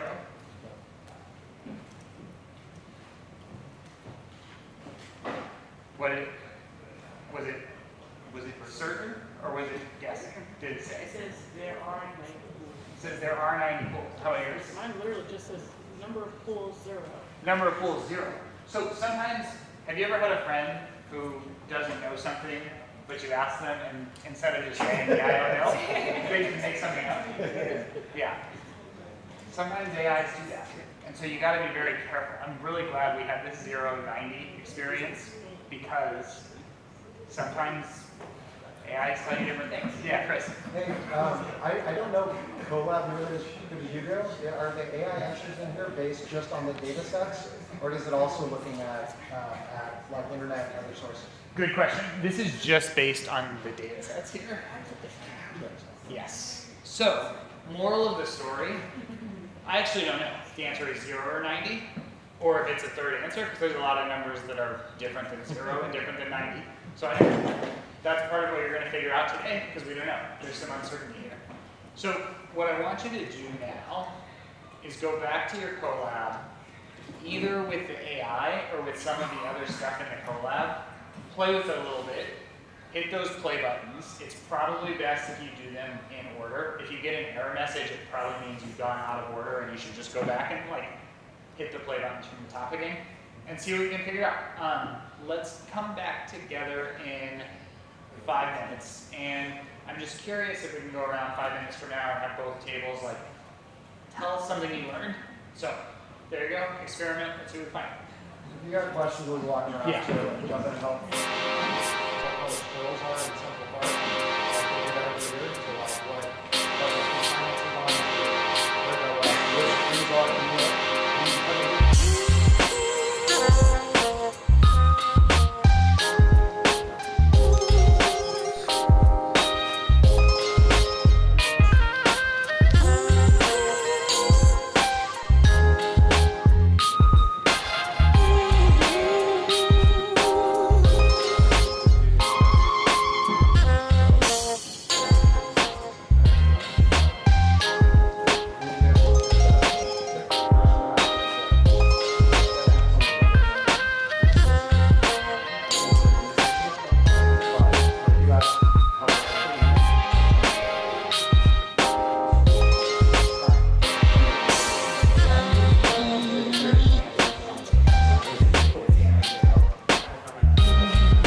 like 2 minutes, and then I'm gonna hand it over to you to go to town. But I want to know, what did we find? What are some questions we asked? What are some answers we got? Let's start over here. So, Malachi asked, what is the deepest swimming pool in the world? Okay. And it is the Deep Dive Dubai. Deep Dive Dubai. Basically Dubai, but it's 60.02 meters and 196 feet and 11 inches deep. That is deep. Is that in New York or is that That's in Dubai? How does that compare to the deepest one Yeah, in New York? that's a good question. How about here? Any questions? What did we look into? We asked where was the closest pool nearby, and it just showed us our location for it, but didn't give us a complete list of this or some. Got you. All right. Well, let me pull us together. I want to show you 2 more quick things, and then I'm going to let you work on your projects. So real quick, I think one theme that we have probably noticed, let me grab this, and come here. Cool. Okay. So one thing I think we've probably noticed is we don't have as much data here as we wish we did, right? Like you've got, for example, latitude and longitude. Who gives directions using latitude and longitude? Did anybody put the latitude and longitude of City College in their phone this morning in order to find their way how to get here? No. Has anybody ever in their life put latitude and longitude into their phone to find directions? No. Yeah? It's not very reliable because they're so big. Yes, this is exactly. So we've got that limitation. Here's another limitation. If you look at your data, does it tell you, for example, how clean any of the pools are? Does it tell you how crowded or not crowded they are? How many people there are versus how big they are? Any of that data? I think the thing is that I think it could, I'm pretty sure it could tell you, but only if you ask for it. Fair, If you yeah. specifically ask for it. Yeah, exactly. And so that's what I want to talk about now is how to specifically ask for it. So there's a few other things that I want to point you to in your collab, and then I'm going to turn you free. So the first is, if you scroll down to where it says more data, there's this second data set that's locations of different subways in New York City. And so this has every single subway stop, what line it's on, where it's located, all of that. And then there's a couple things right below it. And if you run it, what's below, you can actually get the distance from any given pool that you want to the nearest subway, which should help you figure out, like, can I get there? Is it easy to get there? Is it not easy to get there? The second thing I want to point you to is 311 complaints. So who can tell me what 311 is? Yeah. Yeah, exactly. It's like a help hotline, and you can make calls. They have a mobile app, they have a website, and basically when something is wrong, something needs to be fixed in the city. It's not an emergency, but like this garbage can is overflowing. You can go to 311 and fill out a form, and like the city is supposed to address the issue. And what's nice about this is they publish it all in a database. And so you can see in the database what is every single complaint that someone has made to 311, and you can see like, where was it? And so if you look up here, you can see towards the end where I'm saying where, and I'm saying a couple things. I'm saying location type equals pool, because I only want to look at complaints about pools right now. And you can also see, if you keep going, the formatting of this is a little bit funky, but you can see I'm only looking for things that happened after 2022, right? You've got this greater than sign, and I'm basically saying if it happened before 2022, I'm sure it was interesting, but we're just gonna leave it out for now, and we're just gonna look at the more recent things. And so you can do that, and you can see not only what were the complaints, but like where did they happen? Yeah, Chris.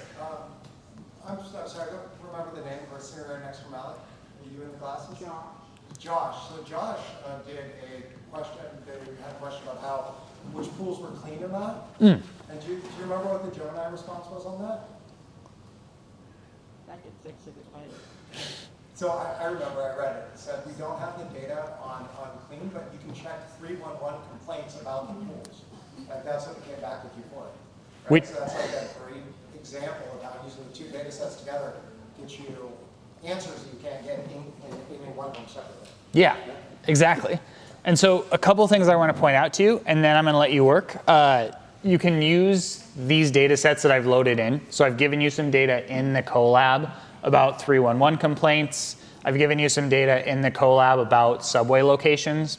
And you can use that to figure out which pools are close, which pools are clean, all of that. The other data source I want to point out that Chris shared with me yesterday, which is really cool, is, there we go. Data.ny.gov.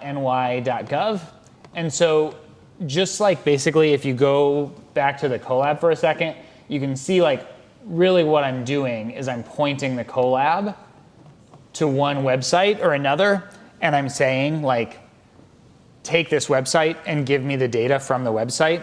You can do the same, and it can be with data.ny.gov, or it can be anything else. And so you can take this, for example, and just like before we talked about using Gemini, you can come down here and you can type in, give me some code that will read in a data set from data.ny.gov. And it's not going to let me do it because I'm not signed in. But you click run, and it'll give you code just like what's up here. And you can do that. And you're not limited to data.ny.gov, right? Anything on the internet, you can use this Gemini button, get the code, and you can add it into this notebook. And then you can go about what you want to do. So hope this, yeah, Chris, go ahead. I was just saying, does anybody have any ideas of like what other kind of data sets are available on the internet that you could get answers from? It's probably the same kind of place you look up when you're trying to find answers for like working on essays or anything else. Any ideas? Not everyone all at once. Come on, guys. What are some helpful websites?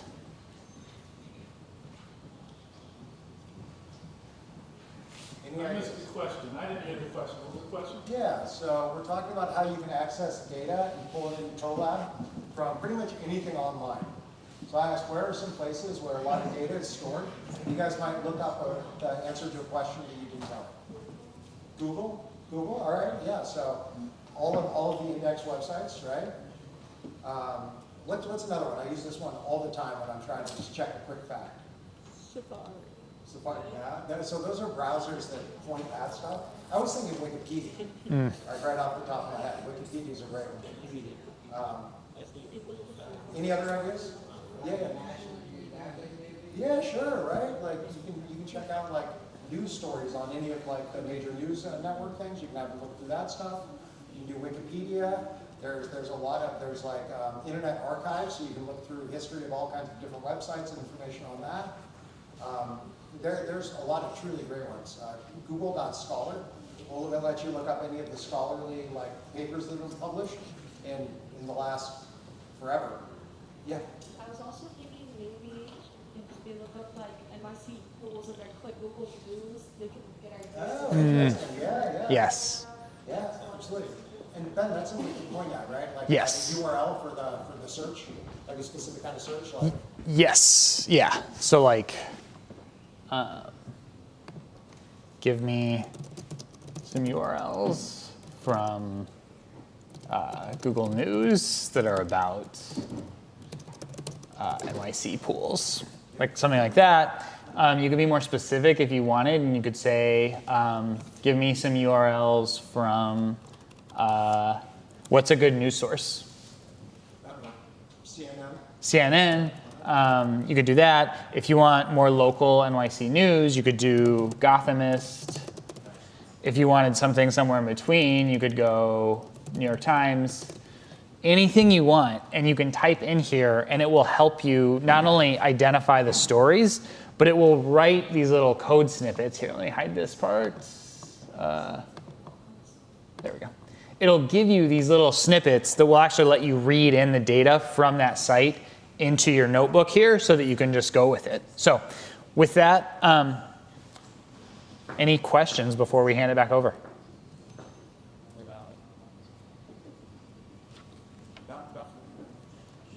All right. Thanks all. That's it.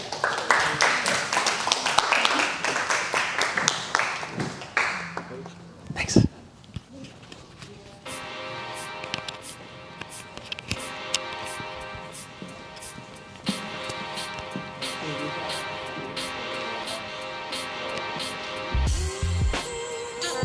Today at Hackathon, we're just learning data on different pools in NYC, which ones are more safer, have better quality, and then we're just gonna come together and have a little discussion for it and presentation.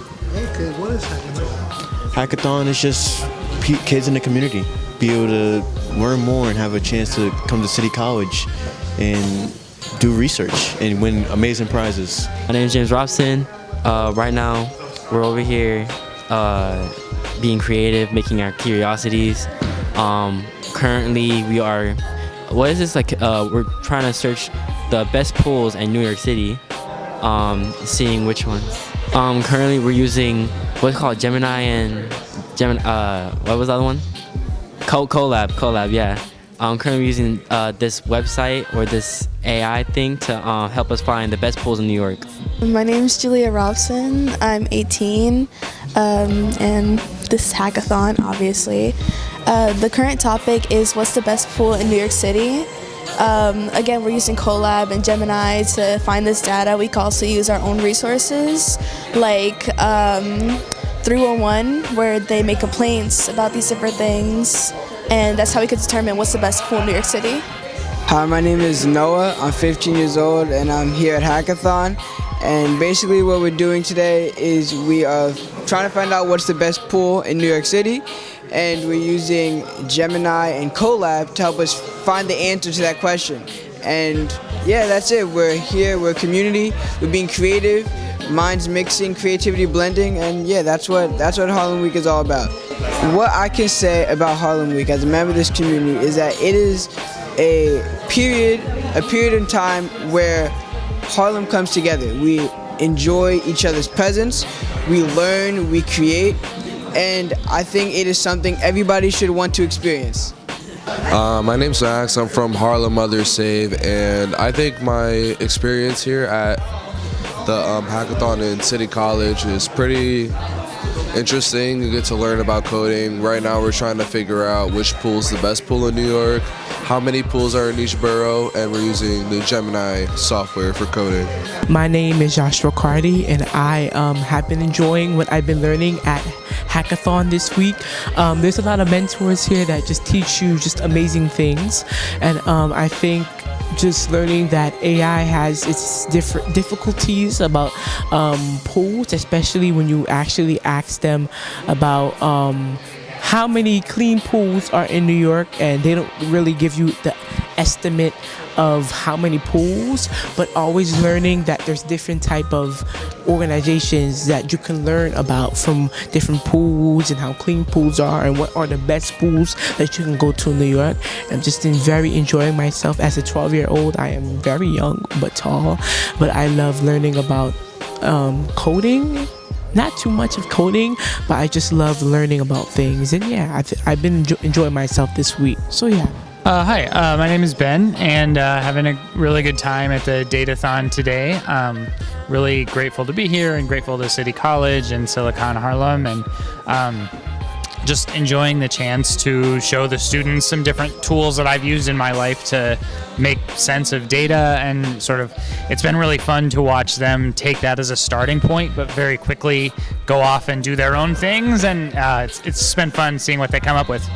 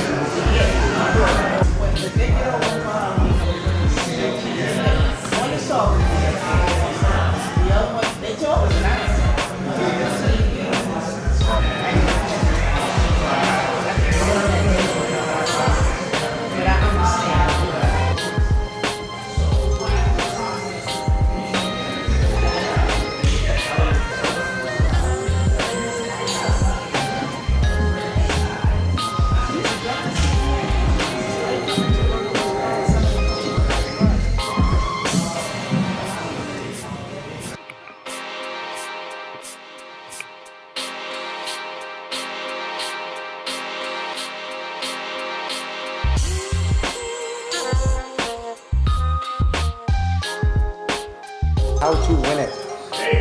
We're going to be doing a presentation at about 3 o'clock for each of you guys. The format is going to be 5 to 7 minutes presenting using a PowerPoint or Google Slides deck, probably about 5 slides, and everyone needs to talk on it, and then we're going to have some questions at the end of it that are going to be from the judges. What we're looking for here is 2 main things, and I think I've shared this like with the groups. We're looking both at what kind of data are you using to support your argument. So that's going to be, if you're using the prompt I said about what the best pool is, it's going to be what are the data points that you think make it the best pool. And then the second is going to be is how you argue that point through a story that includes the data. So what do I mean by that is that if you have a point of view that, I'm just going to make something up, that the best pool is only the one that is the deepest, and you're saying that that is like your argument, the best pool is the deepest pool, how do you tell that story on why that is it? So as we saw from Lee earlier, it helps to think about like, who is it you're saying it's the best for, right? So you want to be able up front and say, I think the best pool is one that, for example, has diving boards and is very deep, because I know all of the people that are in my community love deep diving. Bad example, but that's one. And you want to be able to tell that story about, from your perspective or from your community's perspective, on what makes it good, right? So we love diving. That's what makes it the best pool. There's lots of other different ways you can do it, but you want to tell it as a story and why it helps the specific people that you're saying you're representing in your story. All right. What everyone should be doing is wrapping up their research pretty soon, and then pulling up some slides. And just a suggestion on how to structure it, I would probably start with the first slide with what your claim is. So the best pool in New York is XYZ. Then the couple of slides showing the data points on there, and then a conclusion slide where you wrap up, again, why you think it's good, the data points you used, and then close. Okay? Yeah, Winnie.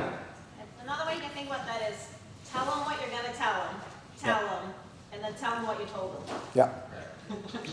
Yeah. Can't repeat it too many times. Yep. So one thing I'm gonna recommend with you guys too is that visuals help quite a bit when you're doing a presentation. What's great about the Colab tool that Ben showed you guys is you can turn data into charts very easily. So you can use charts on your actual slides while you walk people through it. So we're going to be presenting in a little over an hour. I would get started on that story, whether it's on the slides or just on a doc, and we'll be walking around and can help answer questions, help test ideas with everybody else here. Sound good? Yep. Yeah? All right. Thank you. That's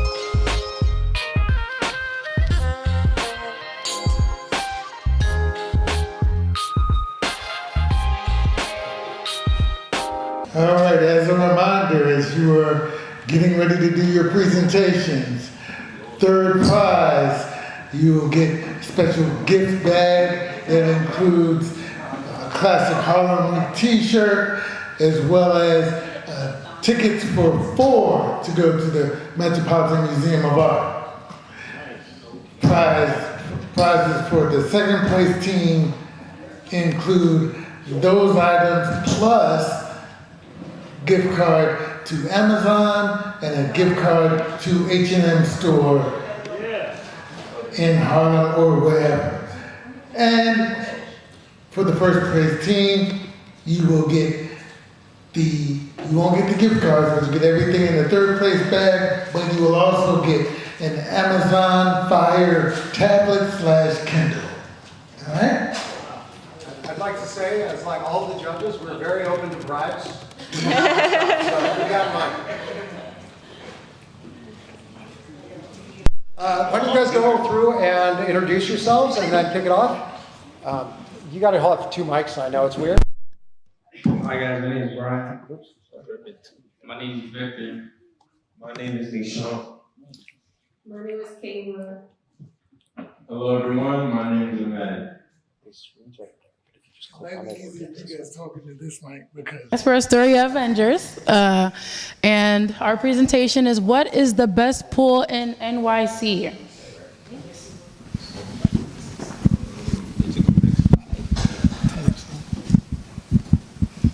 Was it cool? You can also just speak into the podium mic. That's easier to hold into.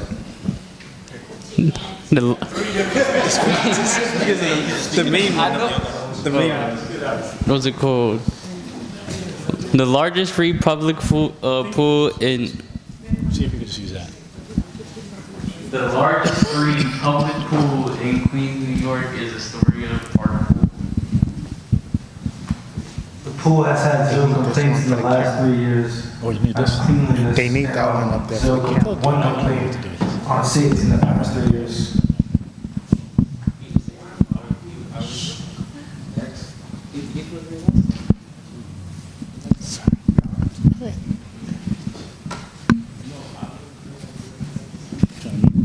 No. Okay. But it's classified as an Olympic pool, but it's actually much larger than most Olympic pools.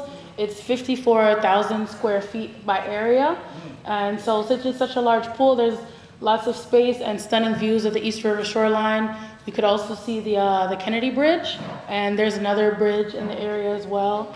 Plenty of space for fun. Large and small groups alike can have lots of fun and room to enjoy. I think that's important because nobody wants to be in the swimming pool and gets kicked in the face by a kid trying to do a headstand.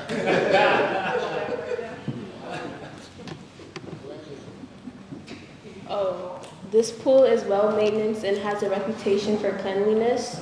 No complaints have been reported on safeties. Users of this pool reviews mention that the skills of the lifeguard being attentive and has strict rules like cannot enter without adults if under 16. And this is just great because I want to go to a pool and have fun and not worry about my safety. Nice. Alright, the cleanliness, the pool is well maintenance. It has a reputation of cleanliness. It has strict rules, like when showering before you enter. And you can't bring like food, beverages, glass bottles. And you need the right swimwear. What it means, like, it's very important because, as you know, we are from New York. It is dirty as hell. And like homeless people, like the Central Park pool that just opened, it was getting like pooped in and stuff by the homeless people. But Astoria doesn't have that. Doesn't have to worry about it. Nice.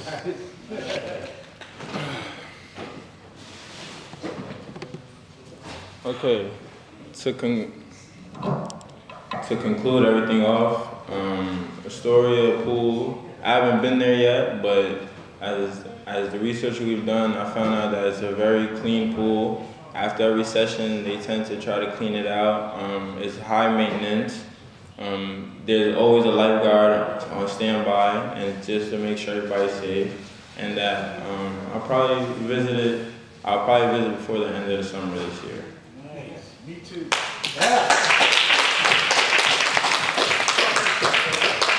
Any questions, comments, or concerns? Any questions, anybody from the judges? You guys have any questions? We have a question already. Say it loud. I live in Queens. I don't live in Queens. I live in Harlem. So who get to go there? I could go there. Any of us can go there. Well, that's true. You know I have a how question. to? Yeah. We have another question. Yes, sir. What time is the pool? Is that pool open? It's open from 11 to 3, and then the Four. second session is 4 to 7. Who goes from 11 to 3? I don't think it matters. I think that's just when Yeah. they close for cleaning. Please welcome up the team known as the Best. All right. Do you guys, let's start out by having you introduce yourselves in the mic right there. Okay. Everyone through? Hi, everybody. My name is Noah Evans. I don't think anyone heard that. Darren Monroe. Darren, nice. I'm Shikasia. Julia Robson. Good afternoon. My name is James Robson. We got the right deck up for you guys, right? Yeah, So you just click on it with the mouse if you need to change slides. There we go. So for our presentation, we did what pool is the best in New York, but we didn't just pick for just one borough because New York is just not one borough. It includes many of them. So we decided to pick one pool from each of them and decide from it. We came to the conclusion that a pool is supposed to have a lot of variety. It shouldn't just have one part of it. It should have multiple things for everybody. Yeah, it gives everybody the opportunity to feel welcome and to feel like they belong there and to have a good time and have fun. Up first for Manhattan, the pool we chose was Hamilton Fish Pool. It's an outside pool, has an Olympic and an intermediate. It has a 4.5 on Google reviews, close to 200 people reviewed it. In 2023, it had a good news report that because of shortage of lifeguards, they were the first ones to be able to do that for the kids. Some of the pros, it has kind, helpful staff.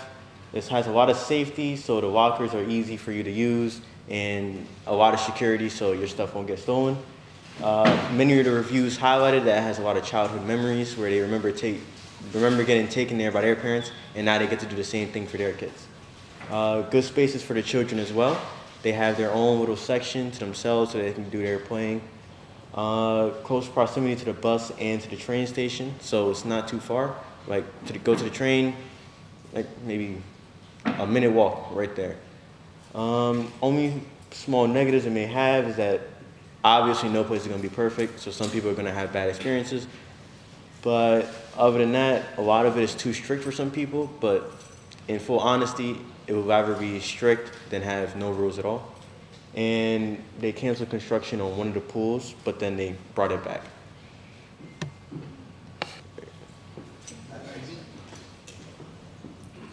All right, the pool I chose from the Bronx was Barretto Point Park. So far, based on the reviews, it's a pretty clean, decent, spacious park. Mostly it has a floating pool, a fishing area, and it's overall a great place for a whole family to enjoy and spend their whole day. Due to the based on pictures, it doesn't look too clean, as they say, like around the shore side, but overall in the main areas they're pretty clean. The only complaints that we've only seen in a review was that the staff needed to be more organized, and the website for the pool is not that accurate, the closing hours and the day the pool is supposed to be open. So this was for the Bronx. Next,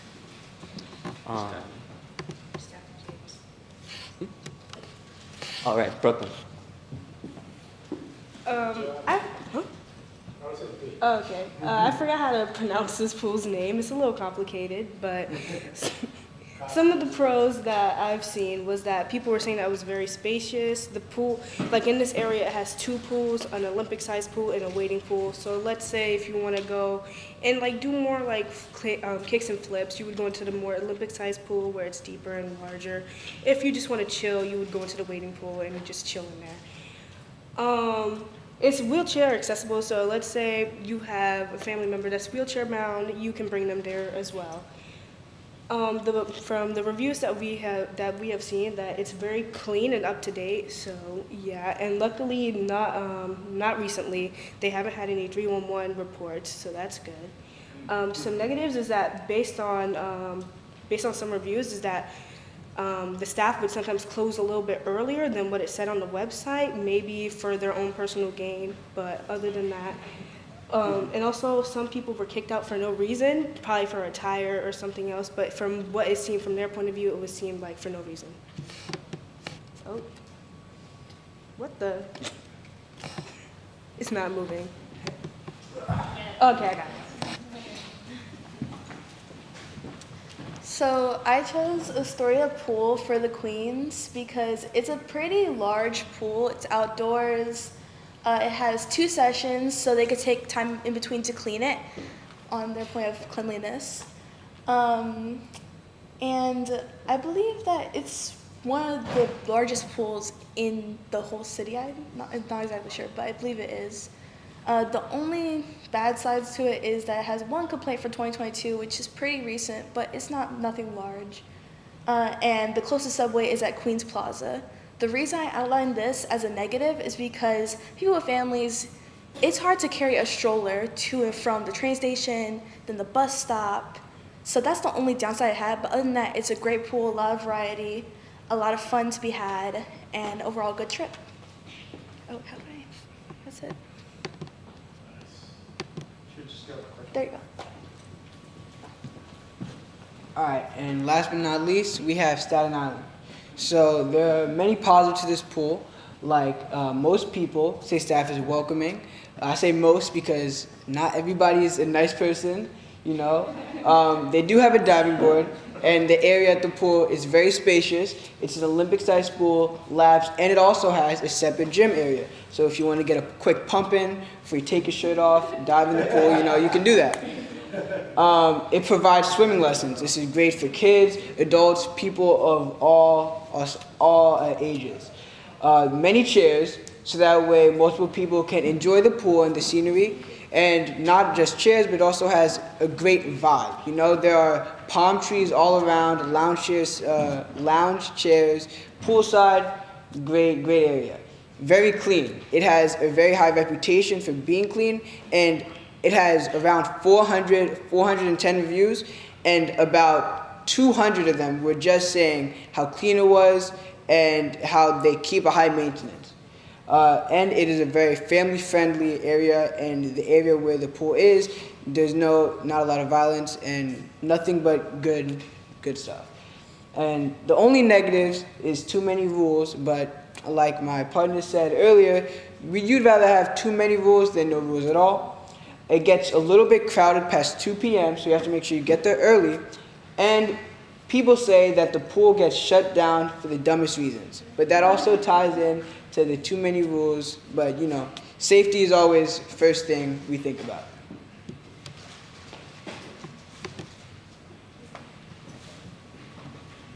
So ultimately, we decided that Hamilton Fish Point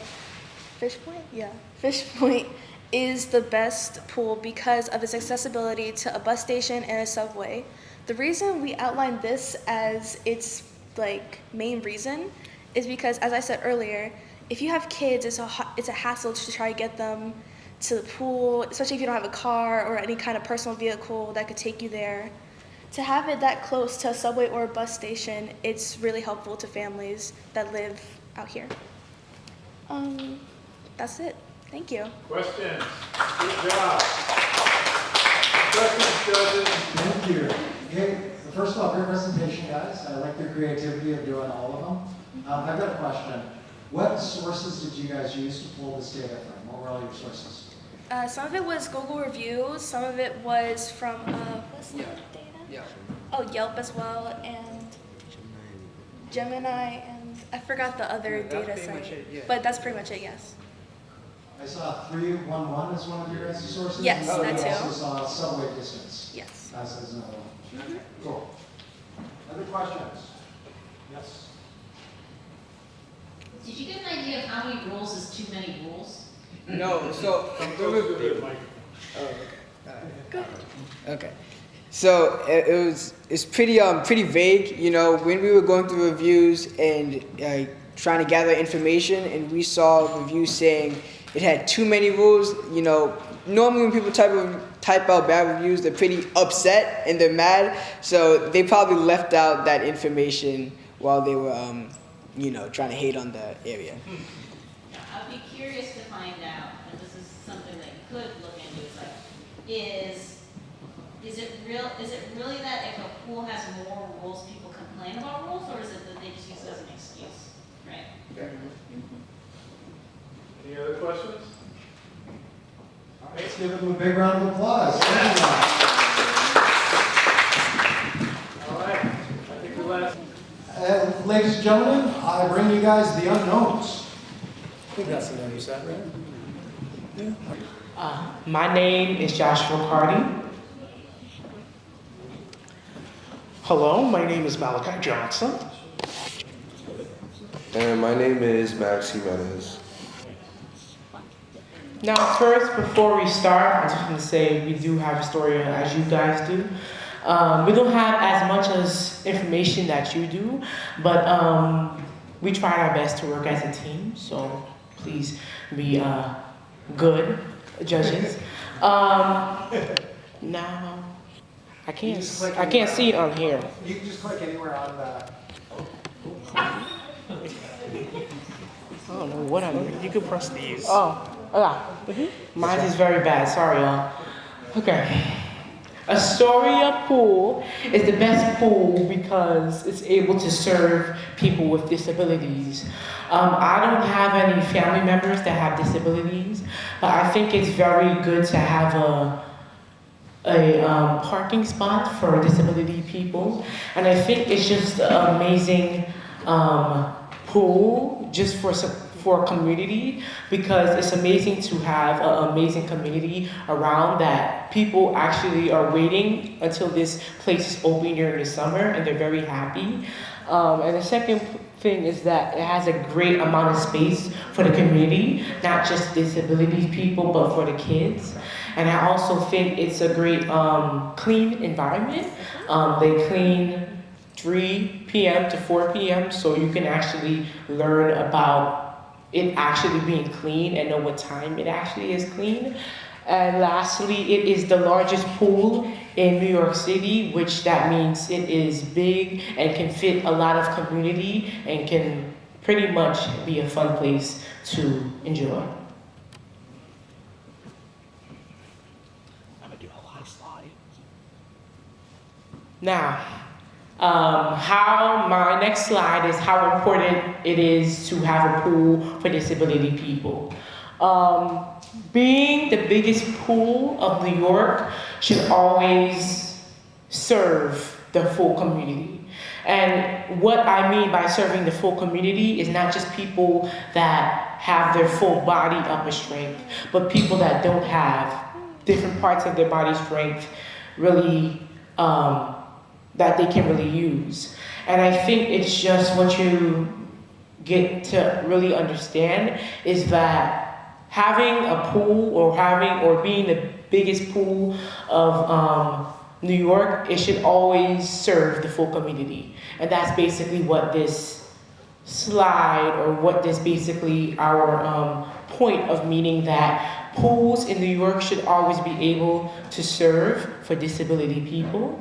And I think it's just amazing how they show how they can serve disability. They have wheelchair accessible entrance and parking lots, and provides these features to ensure easier access for visiting using wheelchairs.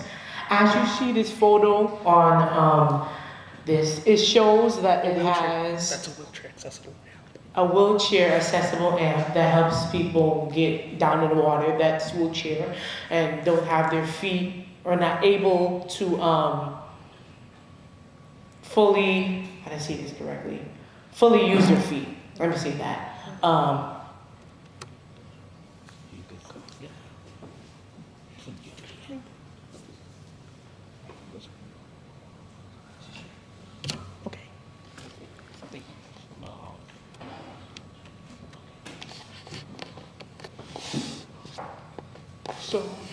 So now people are asking why this community pool is so great. First, I'd like to discuss that. First of all, this is a free public. Obviously, this is a public pool. That means it's free. You don't have to pay to get into it. that obviously helps with this accessibility. Next is its large size. As discussed previously, it is the biggest pool in New York City. Specifically, it is 330 feet long and 165 feet wide, meaning that and it's also, I didn't mention this in the slideshow itself, but it could also fit well over 5,000 people. And it's kind of rare for the pool to actually get that big, to have that many people within it. So it's usually, so that means there's gonna have a lot of space for people to maneuver around. It is especially notable for people, of course, with physical and or mental disabilities, because they especially need a lot of space in order to move around. Also, not only is the pool really big, it's also really shallow. Its lowest depth only goes down to about 4 foot and 6 inches. And that's its lowest depth. And that's its lowest possible depth. It slowly goes up.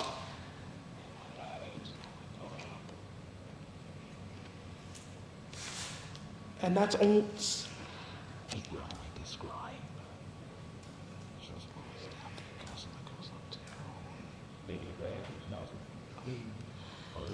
Sorry for my apologies. You're doing great. You can always look at the slide behind you too if you need to. Yeah.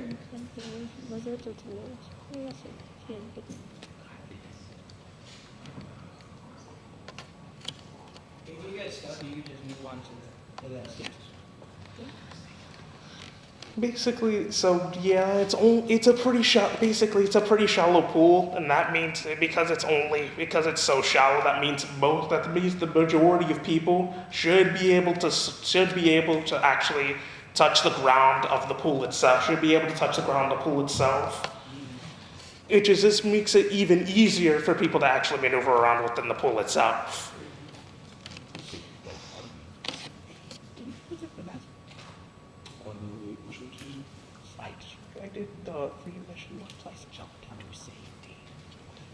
There's a lot of cleanliness, safety, and amenities. Well, I don't think anyone wants to swim in a dirty pool, right? So I think after safety, I think cleanliness also should come first. So it's a good thing because many visitors praise the pool's cleanliness, considering that it's a public facility. So, it's open to everybody and it's clean too. So I think that's pretty impressive. And as for safety, there's a bunch of lifeguards on duty. You have the biggest pool in New York City. There's going to be a lot of people. So there should be a bunch of lifeguards. And according to the Yelp reviews, that strict rules are also enforced to ensure that everyone's going to be safe. And as for amenities, it has a lap area for swimming. So people who want to practice their swimming could do it. Bathing too, so after you shower, you get all that chlorine off, because people who have like hair and stuff, it feels really weird. Like chlorine after, I just did a cruise ship and I got off the boat. Like after I would swim, my hair would be like really dry. So I think showering, we just want to get that out your hair, So I think that's pretty good. And there's shallow areas for kids, so. So you can bring your kids, you can bring anyone you want really, as long as it's disabled people. So as a community pool, everyone in the community should be allowed in the pool, including the people with disabilities. So there's also bleachers and lounge chairs, so people want to get a tan, and free sunscreen is also provided. So even if you forget, there's sunscreen. Now, lastly, I know we don't have a lot of information, but I just wanted to say basically what this pool basically gives is that it's a pool for community.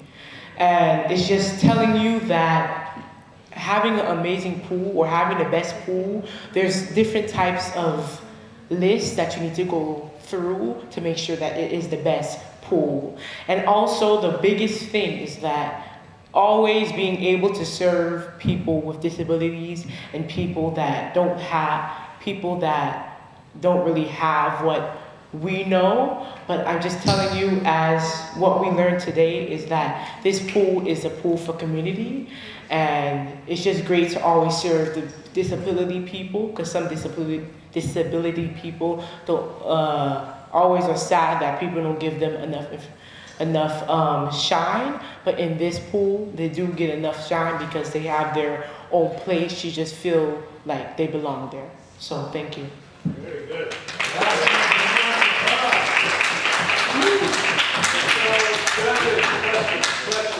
Any questions? Okay, we got one for you. I have a question. So you mentioned a couple of times it's the biggest pool in New York, but like, how big is it? Is it the biggest by far, or is it like what's the average pool size, or like, is it like notably larger than all the other pools, or are all the pools big?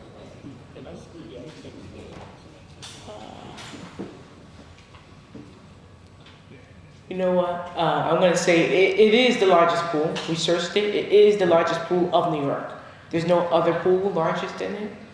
If that answered the question. I'm not sure if it answered the question. I'm just wondering, is it like way bigger, or is it like just the largest? Way bigger. Oh, so it is way bigger than So it's most. I believe so. All right, so it's way bigger than the other pools. Because the other teams, you looked at it too. So is this one by far the largest pool? Yes, Compared? it's the largest and it's 55,000 square feet by area. It's the Any more questions? Hi, I was wondering if you found any relation on the usage. I know you mentioned it's a very large pool and there's also mentioned that it could fit many people, but is there any information on maybe daily usage or average daily usage so you can maybe get a better picture of how many people are frequenting this pool? I would say we don't have that information because I didn't search that much and I wish I did, but Thank you. Yeah, for future still, like, it's, thank you for being honest about that, but yeah, I think that it'd be something to maybe just for like personal knowledge to be useful. Let's give them a hand, everybody.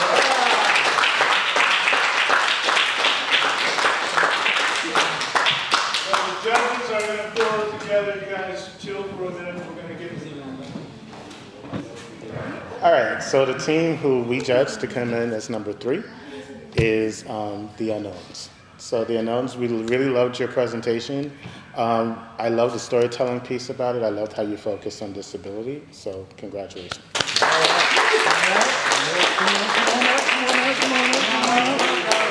Everybody, you get a bag. And you get a bag. Gracias. And you get a bag. Do I get one? No. And you get a bag. Now, once again, everybody in the third place team gets a classic Harlem Week t-shirt, which actually is from our Harlem 5K run. They also get a special gift popper from Amazon and get tickets for 4 to go to the Metropolitan Museum of Art, the Met. Yeah, and that ticket is good for the rest of the year. Congratulations, congratulations. Come back number 2. Come back next year. Number 2. Hi, so coming in second place is the 96 Bull / Astoria Avenger.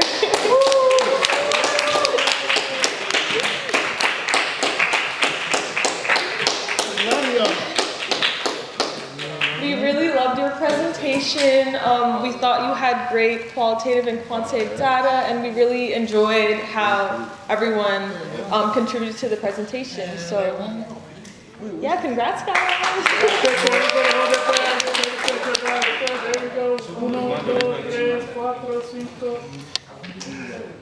Now, everybody on the second place team, y'all will see me after so we can talk about your gift cards. Because y'all got gift cards coming. All right? That means money. All right. Drum roll. If you can't tell. Is there anyone else? Anyone? Oh, those people over there. Come on up here, judges. All right. These 2 judges are going to do it together. You can go ahead and announce it. And the best team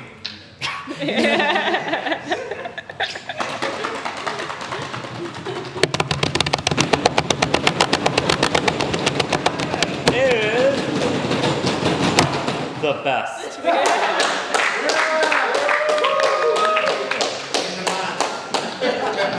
Yeah. The judges were very impressed by, oh, you can come on up. But it's like, Come on down. in general, we were really impressed with the more nuanced look that you had at like what really like, you know, it should be considered when you think about what a best pool is. And you thought about like who needs the answer, right? Which is like, if you live in one borough, you're not going to the best pool in New York if it's way far away. So we thought that that was a really great way at looking at that. So great job.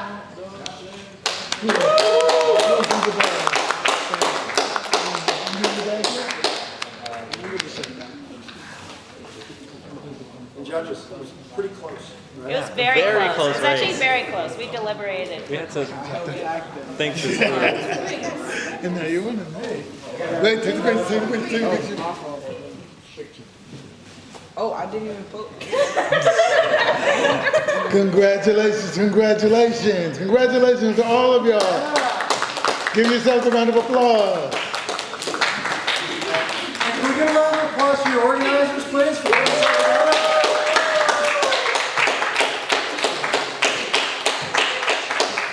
So, first of all, thank you guys. I hope you share some of your friends to come next year. We're going to do it again, have a lot of fun.